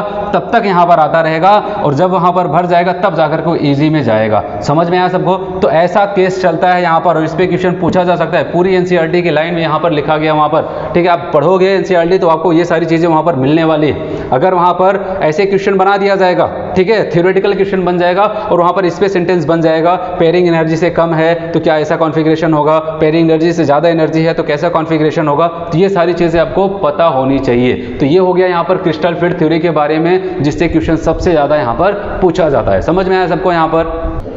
अगर CFT की हम लोग बात करते हैं, ठीक है, अगर इसको हम लोग टेट्राहेड्रल कंपाउंड, अगर मैं आपको जितना मैंने आपको इससे पहले एक्सप्लेन किया सब ऑक्टाहेड्रल के लिए था, टेट्राहेड्रल के लिए बहुत ही कम एप्लीकेबल होता है, लेकिन यहाँ पर हम लोग देखते हैं पता है अगर टेट्राहेड्रल की अगर बात आती है मैक्सिमम क्वेश्चन उसी पे पूछा जाता है। तो आपको याद रखना है जैसे ऑक्टाहेड्रल का मैंने आपको केस बताया वैसे इलेक्ट्रॉन की फिलिंग कर दो, उसके बाद क्या करना है 4/9। बताइए जो टेट्राहेड्रल होता है वो क्या हो जाता है, ऑक्टाहेड्रल का 4/9 होता है। ठीक है, आप क्या करते हैं वहां पर 4/9 से मल्टीप्लाई कर दोगे, आपको ऑक्टाहेड्रल से टेट्राहेड्रल की वैल्यू वहां पर मिल जाएगी। जैसे कि यहाँ पर बात करते हैं CFSC की वैल्यू निकालनी है, आपको बताया था मैंने टेट्राहेड्रल की ऑक्टाहेड्रल के लिए क्या बताया था, -0.4x + 0.6y था। ठीक है, xy वहां पर T2G और Eg के क्रमशः इलेक्ट्रॉन के नंबर थे। ठीक है, अब यहाँ पर बात करते हैं अगर इसे हमने क्या किया 4/9 से मल्टीप्लाई कर दिया, सब कुछ कॉन्सेप्ट वही लगाओ। ठीक है, आप क्या करते हैं यहाँ पर 4/9 से मल्टीप्लाई कर देते हैं तो यहाँ पर ये क्या हो जाएगा, टेट्राहेड्रल में चेंज हो जाता है। और बताइए टेट्राहेड्रल के केस में क्या हो जाता है, जब इसकी स्प्लिटिंग होती है तो ज़्यादा एनर्जी रिलीज नहीं होता है, और ज़्यादा एनर्जी रिलीज नहीं होता है तो जल्दी यहाँ पर पेयरिंग नहीं होती है। ये छोटी मोटी बातें जो आपको यहाँ पर याद रखना था। ठीक है, समझ में आया सबको। चलिए यहाँ पर हम लोग बात करते हैं कलर इन कोऑर्डिनेशन कंपाउंड्स। अगर किसी कोऑर्डिनेशन कंपाउंड की बात करते हैं वहाँ पर कलर कैसे आता है, ठीक है, किसकी वजह से वहाँ पर कलर आता है। तो सबसे पहले वहाँ पर अगर आपको कोई चीज़ याद करनी है तो याद रखना वहाँ पर कलर आने का रीज़न होता है ड्यू टू DD ट्रांजिशन। ठीक है, ये लाइन याद रखना इंपॉर्टेंट है कि आपसे अगर पूछा जाए कि क्यों आता है कलर तो आप बताओगे ड्यू टू DD ट्रांजिशन। ऐसे यहाँ पर भी याद रखना होता है जब D ब्लॉक एलिमेंट्स पढ़ा जाता है तो वहाँ पर भी यही कहा जाता है कि D ब्लॉक के एलिमेंट के पास कलर क्यों आता है, तो वहाँ पर एक लाइन वहाँ पर फिर से रिपीट की जाती है ड्यू टू DD ट्रांजिशन। ऐसे F ब्लॉक के अगर पूछा जाता है वहाँ पर कलर क्यों आता है, वहाँ पर लिखा जाता है ड्यू टू FF ट्रांजिशन की वजह से वहाँ पर हो जाता है। अब सवाल आता है ये DD ट्रांजिशन नाम तो याद कर लिया, लेकिन होता क्या है ये कैसे पता चलेगा। तो आते हैं हम लोग यहाँ पर सीखते हैं। जैसे कि मान लेते हैं यहाँ पर T2G1 और यहाँ पर Eg0 है। ठीक है, तो कहने का मतलब T2G में एक इलेक्ट्रॉन है और Eg में कोई इलेक्ट्रॉन नहीं है, ऐसा कोई इलेक्ट्रॉनिक कॉन्फ़िगरेशन है। अच्छा आप बताओ, ये तो सबके सब डी ही ऑर्बिटल थे, और DD ट्रांजिशन का मतलब एक D वाला दूसरे D में जा रहा है, एक D वाला दूसरे D में जा रहा है। कैसे जाएगा आप बताओगे। अब यहाँ पर जब स्प्लिटिंग हो जाएगी, अब इनके एनर्जी में डिफरेंस आ जाता है।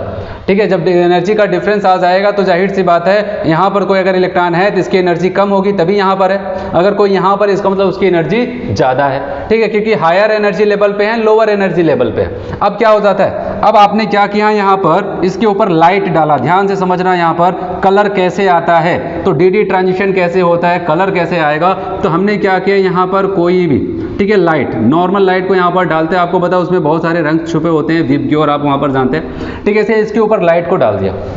अब जब ये लाइट पास आया मतलब क्या पा गया, एनर्जी पा गया। अब एनर्जी पास आएगा तो ये क्या करेगा, यहाँ से जंप करके ऊपर चला जाएगा।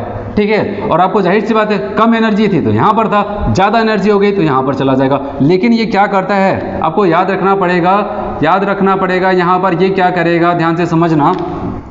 जब यहाँ पर हम लोग बहुत लाइट्स डालते हैं उसमें आपको पता है बहुत डिफरेंट वेवलेंथ की लाइट्स होती हैं कि नहीं होती, ये तो था डिफरेंट वेवलेंथ की लाइट होती है, लेकिन उन सब में से केवल एक पर्टिकुलर वेवलेंथ की लाइट को ही ये एब्जॉर्ब करता है, सभी लाइटों को एब्जॉर्ब नहीं करता है। उसमें से किसी एक पर्टिकुलर वेवलेंथ की लाइट को ये ऑब्जॉर्व करेगा। एब्जॉर्व करने के बाद क्या करता है, वो जब जंप करता है यहाँ पर T2G से Eg में जाता है, तो याद रखना T2G से Eg में जाएगा तो क्या करता है, एक पर्टिकुलर वेवलेंथ की लाइट को एब्जॉर्व किया, लेकिन एक कंप्लीमेंट्री होता है। जब ये किसी लाइट को एब्जॉर्ब करेगा तो एक पर्टिकुलर वेवलेंथ की लाइट को इमिट भी करता है, एक को लिया तो किसी एक पर्टिकुलर को वहां पर इमिट भी करता है। तो यही कहा गया जब इसके ऊपर हम लोग लाइट को डालते हैं तो किसी पर्टिकुलर वेवलेंथ की लाइट को ये एब्जॉर्ब करेगा और किसी पर्टिकुलर वेवलेंथ की लाइट को ये क्या करता है, इमिट भी करता है। वो क्या करता है, इमिट करता है। और आपको पता है कलर किसका दिखाई देता है, जिस वेवलेंथ की लाइट को इमिट करेगा वो लाइट हमारी आंखों पर पड़ेगा और वही हम लोग को उसका कलर दिखाई देता है। ठीक है, जिसको एब्जॉर्ब करेगा उसका कलर नहीं दिखाई देता है, जिसको एब्जॉर्ब कर लिया वो कैसे दिखाई देगा, जिसको ये इमिट करता है उसका कलर आपको दिखाई देता है। और याद रखना है यहाँ पर किसको एब्जॉर्ब करेगा और किसको इमिट करेगा,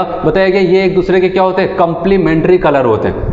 ठीक है, जिस पर्टिकुलर वेवलेंथ की लाइट को एब्जॉर्ब किया उसका एक पर्टिकुलर क्या हो जाएगा, कंप्लीमेंट्री वेवलेंथ होगी या फिर कंप्लीमेंट्री कलर होगा जिसको इमिट करता है। ठीक है, तो यहाँ पर आपको बस इतना ही याद रखना है। ठीक है, वैसे कलर तो याद करने के लिए बहुत सारे दिए गए हैं और यहाँ पर बस आपको ये याद रखना है किसकी वजह से होता है, DD ट्रांजिशन की वजह से होता है। और DD ट्रांजिशन क्या हो जाता है, मैंने आपको बताया T2G से इलेक्ट्रॉन क्या हो जाता है, Eg में जाता है। जब ऐसा प्रोसेस होता है तो पर्टिकुलर वेवलेंथ की लाइट को एब्जॉर्ब करता है और एक पर्टिकुलर वेवलेंथ की लाइट को इमिट करता है। जिस वेवलेंथ की लाइट को इमिट करता है वही हमारी आंखों पर पड़ता है और उसी वजह से हमको कलर दिखाई देता है। चलिए यहाँ पर हम लोग बात पढ़ते हैं हम लोग यहाँ पर बॉन्डिंग इन मेटल कार्बोनिल। ठीक है, मेटल कार्बोनिल में बॉन्डिंग को कैसे पढ़ा जाता है ये भी काफ़ी ज़्यादा इंपॉर्टेंट है। यहाँ पर देखते हैं हम लोग। यहाँ पर सबसे पहले मैं आपको बताऊँ, कोई मेटल होता है, कोई कार्बोनिल ग्रुप है, मतलब CO। ठीक है, CO ग्रुप है, तो याद रखना अगर CO ग्रुप है और CO ग्रुप केवल वहीं पर क्या हो जाता है, लिगेंड्स की तरह केवल CO ही है, इसके अलावा और कोई नहीं। याद रखना कोई मेटल है और मेटल के पास क्या है, जैसे कि हम लोग बात करते हैं यहाँ पर NiCO का होल 4।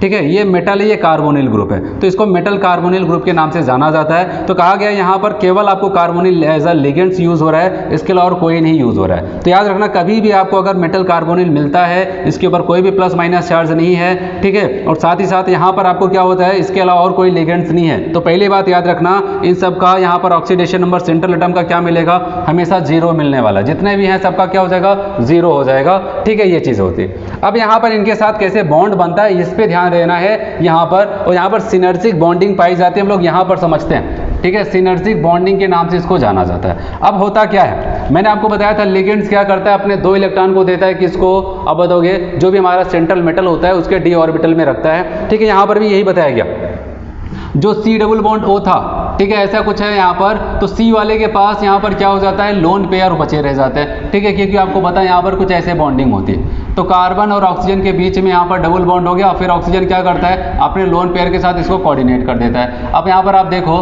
तो यहाँ पर बात करते हैं, अभी कार्बन के 2 इलेक्ट्रॉन बचे रह जाते हैं, तो ओवरऑल यहाँ पर 2 2 4 2 6 2 8 हो जाता है। अब ये जो 2 इलेक्ट्रॉन बचे रह गए हैं इसके p ऑर्बिटल में, वो उसके साथ क्या करता है, इस मेटल के वहाँ पर जो ऑर्बिटल होते हैं उसमें देता है इलेक्ट्रॉन को, वहाँ पर इसको कोऑर्डिनेट करेगा। ध्यान से समझना, यहाँ पर इसको क्या करता है, कोऑर्डिनेट कर दिया।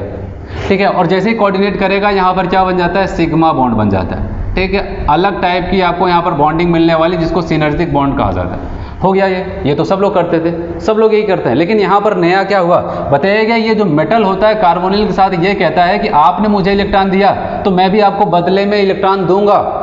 ठीक है, आपने मेरे क्या हुआ, खाली d ऑर्बिटल्स में या फिर खाली ऑर्बिटल में 2 इलेक्ट्रॉन को दिया, मेरे जो d ऑर्बिटल जो भरे हुए हैं, जो मेरे भरे हुए d ऑर्बिटल है, मैं उसके साथ आपके जो खाली ऑर्बिटल्स है मैं उसमें कोऑर्डिनेट कर दूंगा।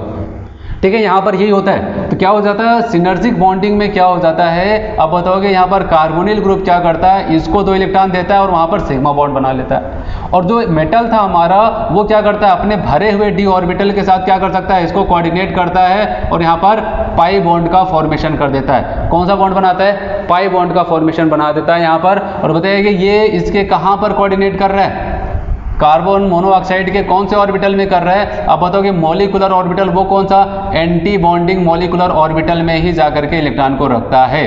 ठीक है, तो यहाँ पर ये बताया जाता है एंटी बॉन्डिंग ऑर्बिटल्स में जाकर के CO कार्बन मोनोऑक्साइड के या फिर कैसे कार्बोनिल ग्रुप के जो एंटी बॉन्डिंग, ये भी याद पूरा NCERT में लिखा गया है, तो आपको याद रखना है, थ्योरी में क्वेश्चन पूछा जा सकता है। या अगर आपसे पूछा जाए मेटल इसको इलेक्ट्रॉन को कहाँ पर डोनेट करता है, अब बताओगे इसके एंटी बॉन्डिंग मॉलिक्यूलर ऑर्बिटल में इलेक्ट्रॉन को ये डोनेट करता है। तो इस हिसाब से आपको दिख रहा है यहाँ पर सिग्मा बॉन्ड भी पाया जाता है और पाई बॉन्ड भी पाया जाता है। तो कभी भी ऐसे इसमें से कोई एक ऑप्शन, इसके अलावा और बहुत सारे ऑप्शन बनाए जा सकते हैं। आपसे पूछा जाए कहाँ पर सिग्मा और पाई बॉन्ड दोनों पाए जा रहे हैं, तो आपको मेटल कार्बोनिल वाले कंपाउंड्स को वहां पर सेलेक्ट करना है। समझ में आया, जैसे इसके बहुत सारे एग्जांपल सारे मैंने NCERT वाले लिखे हैं। NiCO का होल 4 या टेट्राहेड्रल पाया जाता है। ठीक है, यहाँ पर FeCO का होल 4 ट्राइगोनल बाइपिरामिडल होता है।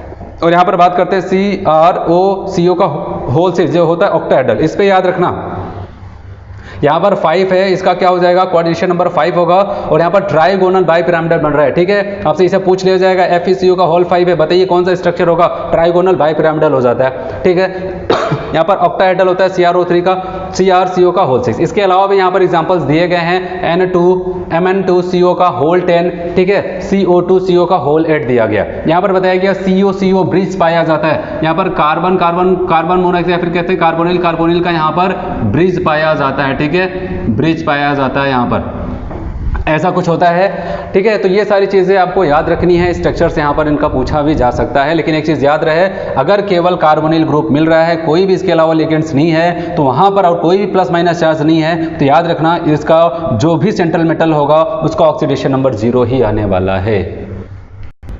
चलिए यहाँ पर हम लोग बात करने वाले हैं वार्नर्स कोऑर्डिनेशन थ्योरी। वैसे तो इसको पहले पढ़ा जाता है, ठीक है, क्योंकि इससे ही समझ में आता था कि कोई कॉम्प्लेक्स कंपाउंड क्या होता है। ठीक है, कैसे पहली बार किसी के माइंड में आया था कि हाँ कॉम्प्लेक्स नाम का कोऑर्डिनेशन कंपाउंड भी कोई होता है, कोई कॉम्प्लेक्स कंपाउंड भी होता है। ठीक है, वो किसके माइंड में आया था, वार्नर के माइंड में आया था। और इन्होंने अपना ये कोऑर्डिनेशन का कॉन्सेप्ट कैसे दिया, थ्योरी कैसे दी। तो मैं सबसे पहले यहाँ पर आपको बताऊँ, इन्होंने अपने कॉन्सेप्ट को बताने के लिए 2 कॉन्सेप्ट दिए, ठीक है। पहला क्वेश्चन में क्या ये था, प्राइमरी वैलेंसी बताया कोई भी अगर साल्ट है, कोई भी कॉम्प्लेक्स कंपाउंड है तो उसके पास प्राइमरी वैलेंसी भी होती है और सेकेंडरी वैलेंसी होती है। अब सवाल था प्राइमरी किसको कहा जाए, सेकेंडरी किसको कहा जाए। कहा गया जहाँ वहाँ पर सेंट्रल मेटल होता है, ठीक है, उसका जो ऑक्सीडेशन नंबर होता है वो उसका प्राइमरी वैलेंसी होता है, और बताया गया ये आयोनाइजेबल होता है। ये क्या हो जाता है, आयोनाइजेबल होता है, और इसको कौन बैलेंस करता है, बताओ कि इसको काउंटर आयन वगैरह क्या करते हैं, इसको मैनेज करने का काम करते हैं, ठीक है। बताया गया oxidation number of central metal जो होता है ये प्राइमरी वैलेंसी होता है और ये आयोनाइजेबल होता है। फिर सेकेंडरी वैलेंसी किसको कहा गया, बताया गया किसी भी सेंट्रल मेटल का जो कोऑर्डिनेशन नंबर होता है वो क्या हो जाता है, उसका सेकेंडरी वैलेंसी कहलाता है, और इसको हम लोग यहाँ पर कहते हैं वो नॉन आयोनाइजेबल होता है, वो कभी भी आयोनिक फॉर्म में आपको नहीं मिलने वाला। अब इनके माइंड में कैसे आया कि कुछ ऐसे भी कंपाउंड्स पाए जाते हैं, कॉम्प्लेक्स टाइप के कंपाउंड पाए जाते हैं, तो हम लोग देखते हैं यहाँ पर इन्होंने क्या किया, यहाँ पर कोबाल्ट थर्ड क्लोराइड लिया, ध्यान से समझना, 1 मोल क्या किया इन्होंने, कोबाल्ट थर्ड क्लोराइड लिया और वहाँ पर अमोनिया भी थी, ठीक है। और बताया गया यहाँ पर ध्यान से समझना, यहाँ पर इनका कॉन्सेप्ट यहीं से स्टार्ट हो रहा है, कैसे उनके माइंड में एक्सेस ऑफ क्या किया उन्होंने, AgNO3 सिल्वर नाइट्रेट लिया और बहुत अधिक मात्रा में लिया, कि मतलब जितना मन के उतना यूज करते रहो। अब यहाँ पर जब इन्होंने इससे रिएक्शन कराई तो इनको क्या मिल जाता है, ध्यान से समझना, बताया गया वहाँ पर इनको 3 मोल AgCl प्राप्त होता था। क्या मिलता था इनको, 3 मोल AgCl की प्राप्त होती थी। कैसे होता था आपको पता है, यहाँ पर जो सिल्वर होता है उसका काम ही होता है, अगर हेलोजन उसको अच्छे फॉर्म में मिल जाए तो क्या करता है, हेलोजन को तोड़ करके उसके साथ यहाँ पर AgCl का प्रेसिपिटेट बना देता है, ठीक है। अच्छा खासा चल रहा था, ऐसा होना ही चाहिए था रिएक्शन के हिसाब से। फिर उन्होंने क्या किया, कहना अच्छी बात है, यहाँ पर COCl3 लिया। अब यहाँ पर अमोनिया की मात्रा कम कर देते हैं, 5NH3 कर देते हैं, ध्यान से समझना, 5NH3 कर देते हैं, और यहाँ पर ये एक्सेस में चल रहा है, एक्सेस में AgNO3 चल रहा है, और लेकिन यहाँ पर क्या देखने को मिलता है, केवल 2 AgCl मिलता है। ध्यान से समझना, सब कुछ सही था, सब कुछ सही था, ठीक है। Cl यहाँ पर भी 3 है, Cl यहाँ पर भी 3 है, लेकिन यहाँ पर 3 Cl मिल जाता है, यहाँ पर केवल 2 AgCl मिलता है, ठीक है। तो इनके माइंड में आया, एक काम और करते हैं हम लोग, कहा कि 1 मोल हम इस बार क्या करने हैं, COCl3 तो ले ही लें, ठीक है, लेकिन यहाँ पे अगर 4NH3 मैं ले लूँ, कहा गया फिर से रिएक्शन कराई गई एक्सेस ऑफ AgNO3 से, और यहाँ पर पता चला क्या, केवल 1 AgCl। कहाँ जा रहा है वहाँ पर Cl कहाँ गायब हो जा रहा है, ठीक है। इनके माइंड में ऐसा चलने आखिर Cl कहाँ गायब हो रहा है, यहाँ पर 3 Cl लेके चले, 3 Cl मिला हमको, 3 AgCl तो मिला, लेकिन यहाँ पर भी 3 है, केवल 2 मिल रहा है, यहाँ पर भी 3 है, केवल 1 मिल रहा है। फिर बताया काम करते हैं, COCl3.3NH3 लेके चलते हैं, तो यहाँ पर क्या हो जाता है, पता चला कि आपको AgCl मिल ही नहीं रहा है, ठीक है, AgCl आपको मिल ही नहीं रहा है। इसका मतलब Cl कहाँ पर गायब हो रहा है, ठीक है, रिएक्शन के दौरान कहीं पर तो गायब हो रहा है, कहीं पर छुप जा रहा है कि जिसको AgNO3 नहीं देख पा रहा है, ठीक है। तो ये इनके माइंड में कुछ तो हो रहा है, यहाँ पर कुछ तो अलग हो रहा है, जो कि होना चाहिए था उससे अलग हो रहा है यहाँ पर।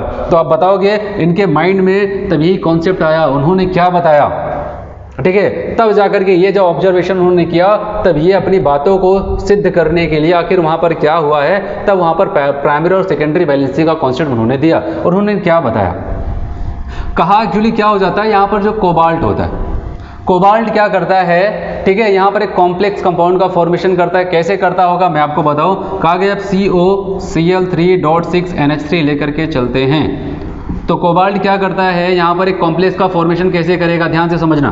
कोबाल्ट के पास यहाँ पर अगर इसका ऑक्सीडेशन नंबर की बात करते हैं, यहाँ से हम निकालेंगे कितना आ जाएगा, +3। कितना आता है इसका ऑक्सीडेशन नंबर, ये तो कुछ नहीं देने वाले, इसकी वजह से +3 ऑक्सीडेशन नंबर आएगा। और बताओगे कोबाल्ट क्या करता है, कोबाल्ट +3 ऑक्सीडेशन नंबर, वो अपने पास सेकेंडरी वैलेंसी कितना रखता है, वो बताएगा अपनी सेकेंडरी वैलेंसी को 6 रखता है। कितनी रखता है, 6 सेकेंडरी वैलेंसी। अगर कोबाल्ट 3+ ऑक्सीडेशन नंबर का है तो उसकी जो सेकेंडरी वैलेंसी का मतलब, सही बातों में अगर आए हम लोग यहाँ पर कह सकते हैं, उसका कोऑर्डिनेशन नंबर कितना निकल के आता है, बताएगा वो 6 कोऑर्डिनेशन नंबर रखता है। अब जब 6 कोऑर्डिनेशन नंबर रखा तो मतलब 6 लोगों को बुलाएगा कि आओ मुझे कोऑर्डिनेट करो, 6 लोगों को बुलाएगा आओ मुझे कोऑर्डिनेट करो, और उसमें से किसको पहले बुलाएगा, कहेगा एक चीज़ याद रखना, जो न्यूट्रल है उसको पहले आना पड़ेगा। तो सबसे पहले हम लोग इसको कैसे बनाते हैं, फॉर्मूला ध्यान से समझना। आप बताओगे यहाँ पर पहले स्क्वायर ब्रैकेट बनाया, ठीक है, कोबाल्ट को लिख दिया, फिर यहाँ पर जो न्यूट्रल वाले हैं उनको बुलाया जाता है कि भैया इनको 6 कोऑर्डिनेशन बॉन्ड चाहिए, जितने न्यूट्रल वाले वो पहले देंगे। अगर न्यूट्रल वाले खर्च हो जाते हैं, 6 नहीं कंप्लीट होता है, उसके बाद कोई आयनिक वाला आ सकता है वहाँ पर, या फिर कोई दूसरा वहाँ पर आ सकता है। तो यहाँ पर क्या हो जाता है, आप बताओगे NH3 जाता है, और NH3 कितने हैं 6, और इसको 6 ही तो चाहिए था। आप बताओगे 6 के 6 NH3 क्या हो जाते हैं, अंदर चले जाते हैं, चला गया अंदर।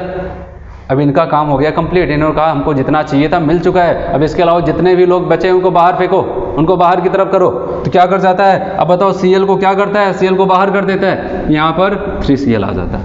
क्या आ जाता है, Cl3 आ जाता है। तो ऐसा कॉम्बिनेशन हो जाता है। अब जब यहाँ पर हम लोग क्या करते हैं, AgNO3 से रिएक्शन कराते हैं, अब AgNO3 अंदर तक नहीं घुस पाता है, ठीक है, क्योंकि अंदर जो है पकड़ बहुत मजबूत बन चुकी है, अंदर तो इसका कुछ नहीं होता है, लेकिन बाहर इसको फ्री में क्या मिल रहा है, वहाँ पर Cl मिल रहा है। और बाहर का जो यहाँ पर Cl होता है, ये काउंटर आयन होते हैं, और ये आसानी से आयोनाइज हो जाते हैं। क्या हो जाते हैं, ये आसानी से मिल जाते हैं उस AgNO3 को, आसानी से मिल जाएगा। क्या करेगा इसके साथ, ठीक है, AgCl का फॉर्मेशन कर देगा। लेकिन अगली कहानी में क्या हो जाता है, जब आपने यहाँ पर लिया AgCOCl3.5NH3 ले लेते हैं, ध्यान से समझना, 5NH3 लिया, तो अब क्या होता है, कोबाल्ट एक बार फिर से कहता है कि न्यूट्रल वाले को पहले भेजो। तो न्यूट्रल वाले कितने हैं यहाँ पर, 5, यहाँ पर बताया NH3 5 हो गया। बताओ क्या इसका कोऑर्डिनेशन नंबर कंप्लीट हुआ, +3 ऑक्सीडेशन नंबर रख रहा है, कह रहा है कि मेरा कोऑर्डिनेशन नंबर 6 है, क्या कंप्लीट हुआ, नहीं हुआ। अब क्या करेगा, अभी इसको एक की ज़रूरत है, तो किसी दूसरे वाले को बुलाएगा, और दूसरा यहाँ पर और कौन है, क्लोरीन, ठीक है, एक क्लोरीन को अंदर लेना पड़ा, क्योंकि इसको अपना कोऑर्डिनेशन नंबर कंप्लीट करना था। अब कितने क्लोरीन को बाहर फेंका जाएगा, 2, और जो बाहर जाएंगे वो क्या कर जाएंगे, आप बताओगे, आसानी से ब्रेक होते हैं, और वो जल्दी से आसानी से मिल जाएगा AgNO3 को। ऐसे यहाँ पर बात करते हैं, जब हमने लिया COCl3, ठीक है, अब हम लोग बात करते हैं यहाँ पर इस वाले का। अगर यहाँ पर 3NH3 ले लेते हैं, तो आप बताओ यहाँ पर क्या होगा, कोबाल्ट गया, कहा पहले न्यूट्रल वाले को भेजो, न्यूट्रल वाले कितने थे, 3 थे, तो NH3 का होल 3 हुआ। फिर बताया गया एक काम और करो, अभी तो 3 ही हुआ है, और देखो कोई है, बताया कि हाँ 3 क्लोरीन है, बताया कि इनको भी भेज दो, Cl3 हो गया यहाँ पर, ठीक है। अब बताओ यहाँ पर Cl3 हुआ, तो सब तो अंदर चले गए, कोई बाहर बचा, कोई ऐसा नहीं बचा कि जो बाहर जाए। अगर यहाँ पर कोई Cl बाहर जाता तो वो AgNO3 को मिलता, नहीं बाहर जाता है तो वो नहीं मिलता है। इसीलिए वहाँ पर बताया गया जो बाहर लिखे जाते हैं वो आयोनाइजेबल होते हैं, जैसे कि NH3 का होल 6 Cl3 है, जब इसको आयनिक फॉर्म में लिखा जाता है तो यहाँ पर क्या हो जाएगा, CONH3 का होल 6, यहाँ पर 3+ आएगा, और यहाँ पर 3Cl-, और यहाँ पर यही बताया गया कि इसको अगर हम लोग और अच्छे से दिखाएं, तो जैसे कि आपके यहाँ पर बताया गया CO, जो यहाँ पर अंदर लिखे गए हैं, जो अंदर लिखे गए हैं, ठीक है, जो अंदर यहाँ पर लिखा गया है, उसके लिए हम लोग कुछ ऐसे लिखते हैं यहाँ पर, ठीक है, यहाँ पर ऐसे कोऑर्डिनेट बॉन्ड, कौन सा बॉन्ड बनाते हैं वो लोग, कोऑर्डिनेट बॉन्ड बनाते हैं, जो स्क्वायर ब्रैकेट के अंदर है वो इसके साथ कोऑर्डिनेट बॉन्ड बनाते हैं। ऐसे बना लिया कोऑर्डिनेट बॉन्ड, ठीक है, ऐसे बना लिया कोऑर्डिनेट बॉन्ड, ये हो गया। अब इस बॉन्ड को जो Cl है ये भी इससे जुड़े हैं, लेकिन कैसे जुड़े हैं, एक वीक बॉन्ड से जुड़े हैं, 3 लोग हैं ना, तो यहाँ पर ऐसे डॉटेड डॉटेड डॉटेड डॉटेड यहाँ पर Cl को जोड़ दिया जाए, यहाँ पर dot dot dot dot dot क्या किया गया, Cl को जोड़ दिया जाए यहाँ पर ऐसे। अब बताओ कौन सा वीक बॉन्ड है, ये Cl वाला जो इससे वीक बॉन्ड से जुड़ा है, जब टूटने की बारी आएगी तो यही आयनिक फॉर्म में निकल जाते हैं, और यही आयनिक फॉर्म में निकल जाएंगे तो यही आसानी से किसको मिल जाएंगे, AgNO3 को मिल जाएंगे, ठीक है। और यहाँ पर जो मजबूत बॉन्ड से जुड़े हुए हैं वो टूटने वाले नहीं हैं। समझ में आया यहाँ पर इनका कॉन्सेप्ट। चलिए यहाँ पर हम लोग बात करने वाले हैं कैसे आपको पता चलेगा कि इसका कोऑर्डिनेशन नंबर 6 है, इसका कोऑर्डिनेशन नंबर यहाँ पर 4 आएगा, तो कैसे पता चलता है। जैसे भाई मैंने आपको बताया था CO+3 है तो वहाँ पर कोऑर्डिनेशन नंबर 3 आता था, ठीक है, वहाँ पर क्या होता था ऑक्सीडेशन नंबर 3, तो उसका कोऑर्डिनेशन नंबर 6 होगा। तो ऐसे कुछ यहाँ पर हैं जो आपको याद रखने हैं, जिससे अगर कोई भी क्वेश्चन पूछा जाएगा आप आसानी से कर सकते हो। जैसे कि कोऑर्डिनेशन नंबर 4 की बात करते हैं, Cu2+, Ag2+, Au2+, Zn2+, Cd2+, Hg2+, Pt2+, Ni2+ और Pd2+, खास करके आपको अधिकतर यहाँ पर 2+ वाले मिल रहे हैं, ठीक है। ये क्या हो जाते हैं, कोऑर्डिनेशन नंबर 4 होते हैं। तो कभी भी किसी कंपाउंड का अगर फॉर्मूला बनाना है या फिर आपसे पूछ लिया जाए कितने AgCl प्रेसिपिटेट होंगे, सबसे पहले वहां पर उसके सेंट्रल आप बता सकते हो, वहां पर उसकी प्राइमरी वैलेंसी को चेक करो, मतलब उसके ऑक्सीडेशन नंबर को चेक करो। जब उसका ऑक्सीडेशन नंबर चेक हो जाएगा तब उस अनुमान में आप लगा सकते हो उसकी सेकेंडरी वैलेंसी क्या होगी, ठीक है। तो इसे बात करते हैं कोऑर्डिनेशन नंबर 6 किसका हो सकता है। अब बताओ कि Al3+ हो, SI 4+ हो, PT 4+ हो, 2+ वाला कितना रख रहा है 4, और 4+ वाला अब बताओगे 6 कोऑर्डिनेशन नंबर।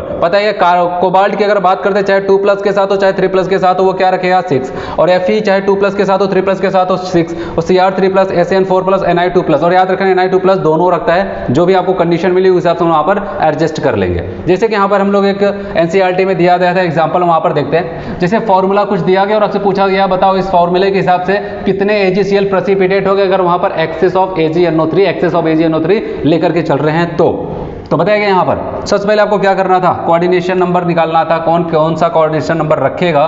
तो याद रखो यहाँ पर हम लोग क्या करते हैं, इसके ऑक्सीडेशन नंबर की बात करते हैं। इनकी वजह से कुछ नहीं, इनकी वजह से -2, तो यहाँ पर कितना आ जाएगा +2। अच्छा बताओ पैलेडियम +2 यहाँ पर है, कोऑर्डिनेशन नंबर कितना रखेगा 4।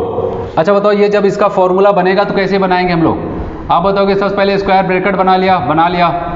अब इसके अंदर किसको पहले न्यूट्रल वाले को एंट्री कराते, कितना +2 है तो कोऑर्डिनेशन नंबर 4 रखता है, तो यहाँ पर 4 लोग को एंट्री कराई गई, मोनोडेंटेड थे तो यहाँ पर 4 हो गया। अब बताओ क्या इसको अभी और रिक्वायरमेंट है किसी की, नहीं 4 ही चाहिए था, 4 भर गया, तो यहाँ पर बचे हुए को क्या करना है बाहर निकालना है। Cl2 बाहर जाएगा तो बताओ ये कितना मोल आपको मिलने वाला है AgCl, जितना Cl बाहर होगा ठीक है वही मिलेगा। आप बताओगे यहाँ पर 2 मोल मिलने वाला है AgCl।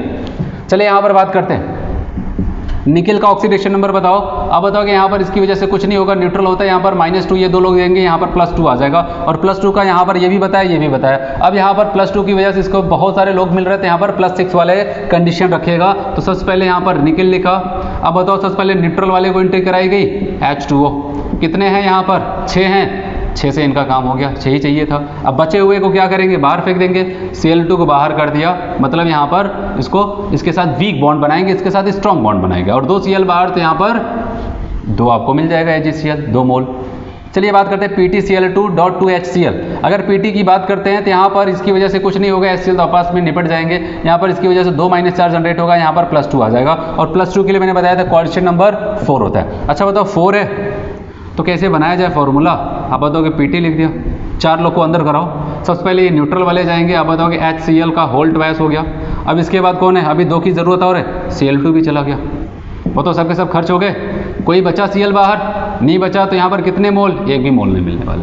चलिए यहाँ पर बात करते हैं हम लोग, यहाँ पर फिर से इसका ऑक्सीडेशन नंबर निकालोगे +3 आएगा, कोबाल्ट लिखा ठीक है, 6 चाहे 2 हो चाहे 3 हो, तो यहाँ पर आपको रखना है कोऑर्डिनेशन नंबर 6। 4 अमोनिया को अंदर कर दिया, सबसे पहले न्यूट्रल वाले को 4 किया, अभी 2 की ज़रूरत है, 2 Cl को भी इंटर कर दिया, अभी एक Cl बचा है उसको बाहर कर दिया, और ये बाहर जाएगा तो AgNO3 को मिलेगा, और AgNO3 मिलेगा तो इसको AgCl में प्रेसिपिटेट कर देगा 1 मोल। यहाँ पर बात करते हैं, अब बताओ PtCl2.2NH3 है, PtCl2.2NH3 है। अब बताओगे यहाँ पर क्या हो जाएगा प्लेटिनम लिया, पहले इसका ऑक्सीडेशन नंबर चेक करो कितना आ जाएगा, यहाँ पर +2, प्लेटिनम यहाँ पर क्या आ जाएगा +2 आ जाएगा, और +2 की वजह से क्या रखने वाला है यहाँ पर +4 ऑक्सीडेशन 4 कोऑर्डिनेशन नंबर, 2 अमोनिया को अंदर कर दिया ठीक है, उसके बाद 2 Cl को भी अंदर कर दिया। अब बताओ कोई बाहर बचेगा नहीं, तो यहाँ पर क्या आ जाएगा 0। तो ऐसे यहाँ पर हम लोग इसको निकालते हैं, समझ में आया सबको यहाँ पर। चलिए यहाँ पर थोड़ा सा हम लोग और देख लेते हैं। यहाँ पर बताया गया absorption of light of wavelength, ठीक है, आपसे कह दिया जाता है कि इसमें से कौन सबसे कम, या फिर कह दिया जाए मैक्सिमम वेवलेंथ की लाइट को कौन अच्छे से एब्जॉर्ब करेगा, 4 ऑप्शन दे दिया जाता है, और आपको वहाँ पर पूछ लिया जाता है, फिर कह दिया जाए मिनिमम वेवलेंथ की लाइट को कौन एब्जॉर्ब करेगा अच्छे से, ऐसे ऑप्शन वहाँ पर क्वेश्चन बनते हैं। तो याद रखना है यहाँ पर सबसे पहले आपको बताया लाइट एनर्जी बराबर hc/λ, ठीक है, लाइट आ रही है तो उसके पास एनर्जी है, तो आपको पता है एनर्जी का और लेमडा के प्रति कैसा रिलेशन होता है, इनवर्स का होता है, ठीक है। अगर किसी का लेमडा ज़्यादा है इसका मतलब उसकी एनर्जी क्या है, कम है। और यहाँ पर हम लोग बात करते हैं, अगर हाईएस्ट वेवलेंथ की बात करते हैं, अगर कोई भी लिगेंड्स है वो हाईएस्ट वेवलेंथ की लाइट को एब्जॉर्ब क्यों करेगा, कौन कर सकता है, आपको पता है हाईएस्ट वेवलेंथ का मतलब क्या, मिनिमम एनर्जी, और मिनिमम एनर्जी किसकी होती है, वीक लिगेंड्स। क्यों इसको वीक कहा गया जब स्प्लिटिंग करता है तो एनर्जी कम निकलती है। तो यही बताया गया जो हाईएस्ट वेवलेंथ को कौन एब्जॉर्ब करेगा, जितने भी ऑप्शन लिखे होंगे उसमें से जो सबसे वीक लिगेंड्स होगा उसको टिक करना है। अब सबसे वीक कौन होगा उसके लिए आपको स्पेक्ट्रोकेमिकल सीरीज पता होनी चाहिए, ठीक है। अब बात करते हैं लोवेस्ट वेवलेंथ की लाइट को कौन, लोवेस्ट वेवलेंथ का मतलब क्या हो जाएगा, आप बताओगे वेवलेंथ कम है तो वहाँ पर एनर्जी ज़्यादा होनी चाहिए, और एनर्जी कब ज़्यादा मिलती है, जब हाईएस्ट लिगेंड्स लेके चलते हैं, ठीक है, स्ट्रॉन्ग लिगेंड्स लेके चलते हैं। तो आपको याद रखना है लोवेस्ट लिगेंड्स, लोवेस्ट एनर्जी को कौन, वेवलेंथ को कौन एब्जॉर्ब करेगा, वेवलेंथ के टर्म में बात कर रहे हैं, स्ट्रॉन्ग लिगेंड्स। अगर हाईएस्ट वेवलेंथ को कौन, वीक लिगेंड्स करता है, ये याद रखना है। फिर बात करते हैं यहाँ पर स्टेबिलिटी ऑफ कोऑर्डिनेशन कंपाउंड। कुछ कोऑर्डिनेशन कंपाउंड देती है, आपसे पूछा सबसे ज़्यादा स्टेबल कौन होगा, तो यहाँ पर स्टेप बाय स्टेप आपको कॉन्सेप्ट को फॉलो करना है। सबसे पहले बताया गया जिसके कोऑर्डिनेशन नंबर ज़्यादा उसकी स्टेबिलिटी ज़्यादा, stability directly proportional coordination number के, जिसकी कोऑर्डिनेशन ज़्यादा उसको ज़्यादा करना है, ठीक है, पहला यही देखना तरीका। अगर हो सकता है कहीं पर कोऑर्डिनेशन नंबर सेम है तो वहाँ पर स्टेबिलिटी का दूसरा फॉर्मूला यूज करेंगे, stability directly proportional density of ligands, उसमें से किसकी डेंसिटी ज़्यादा है, डाइडेंटेड है कि ट्राइडेंटेड है, पॉलीडेंटेड, कौन सा है, ठीक है, जितना ज़्यादा डेंसिटी उतना ज़्यादा वहाँ पर क्या हो जाएगा, उसकी स्टेबिलिटी हो जाती है। समझ में आया सबको। फिर बात करते हैं थर्ड वाले कॉन्सेप्ट को, स्टेबिलिटी डायरेक्टली प्रोपोर्शनल हो जाएगा स्ट्रॉन्गनेस ऑफ लिगेंड्स। अब हो सकता है चलो ये भी कॉन्सेप्ट फेल हो जा रहा है, ठीक है, डेंसिटी वहाँ पर बाइडेंटेड सब है। तो अब बात करते हैं यहाँ पर थर्ड वाले पे आते हैं, स्ट्रॉन्गनेस डायरेक्टली प्रोपोर्शनल क्या हो जाएगा, स्टेबिलिटी स्ट्रॉन्गनेस ऑफ लिगेंड्स। अब उसमें भी स्पेक्ट्रोकेमिकल सीरीज के हिसाब से चलना है, कौन ज़्यादा स्ट्रॉन्ग लिगेंड्स है, ठीक है, ये थर्ड पे यूज़ करना है। अगर ये भी कहीं पर फेल हो जाता है कि लिगेंड्स हो सकता है दो कंपाउंड से दोनों में लिगेंड सेम है, तो आगे कहाँ पर बढ़ते हैं, बताया गया फोर्थ वाला कॉन्सेप्ट कहता है अगर ऊपर के तीनों फेल हो जाते हैं तब फोर्थ पे आना, स्टेबिलिटी डायरेक्टली प्रोपोर्शनल हो जाता है ऑक्सीडेशन नंबर ऑफ सीएम का मतलब यहाँ पर सेंट्रल मेटल, जिस सेंट्रल मेटल पे ऑक्सीडेशन नंबर ज़्यादा होगा उसकी स्टेबिलिटी ज़्यादा होगी। अगर ये भी फेल हो जाए, पता लगा ऑक्सीडेशन नंबर भी सेम आ रहा है, तो उस कंडीशन में आखिरी पे चलते हैं और यहाँ तक तो वो खत्म ही हो जाएगा, ठीक है। स्टेबिलिटी इनवर्सली प्रोपोर्शनल हो जाएगा साइज ऑफ सेंट्रल मेटल, जिसकी सेंट्रल मेटल की साइज छोटी है उसकी स्टेबिलिटी ज़्यादा, और अगर बड़ी साइज के साथ स्टेबिलिटी कम हो जाता है, ठीक है। ये स्टेप बाय स्टेप आपको रखना है अगर कभी भी क्वेश्चन ऐसा बनता है तो, ठीक है। तब जैसे यहाँ पर एक हम लोग क्वेश्चन भी देख लेते हैं, यहाँ पर मोस्ट स्टेबल आपसे पूछा कि हम लोग यहाँ पर ऑर्डर अरेंज कर लेंगे, तो आप बताओगे यहाँ पर हमको ऑर्डर ही अरेंज करना है, ठीक है, स्टेबिलिटी का ऑर्डर अरेंज करना है। तो आपको देखना है यहाँ पर अगर इसकी बात करते हैं, इसका कोऑर्डिनेशन नंबर कितना आ जाएगा 6, इनका कितना आ जाएगा 6, इनका कोऑर्डिनेशन नंबर कितना है 2, और इनका कितना है 4, यही तो होगा। अब सवाल आता है चलो ठीक है, लेकिन सबसे पहले बताइए कोऑर्डिनेशन नंबर किसका ज़्यादा है उसको आगे रखना है, इनका भी 6 है इनका भी 6 है, लेकिन अब सवाल आता है इन दोनों में से किसको रखा जाए। अब दूसरा कहता है डेंसिटी ऑफ लिगेंड्स, ध्यान देना यहाँ पर ये भी मोनोडेंटेड है ये भी मोनोडेंटेड, ये भी फेल हो जाता है।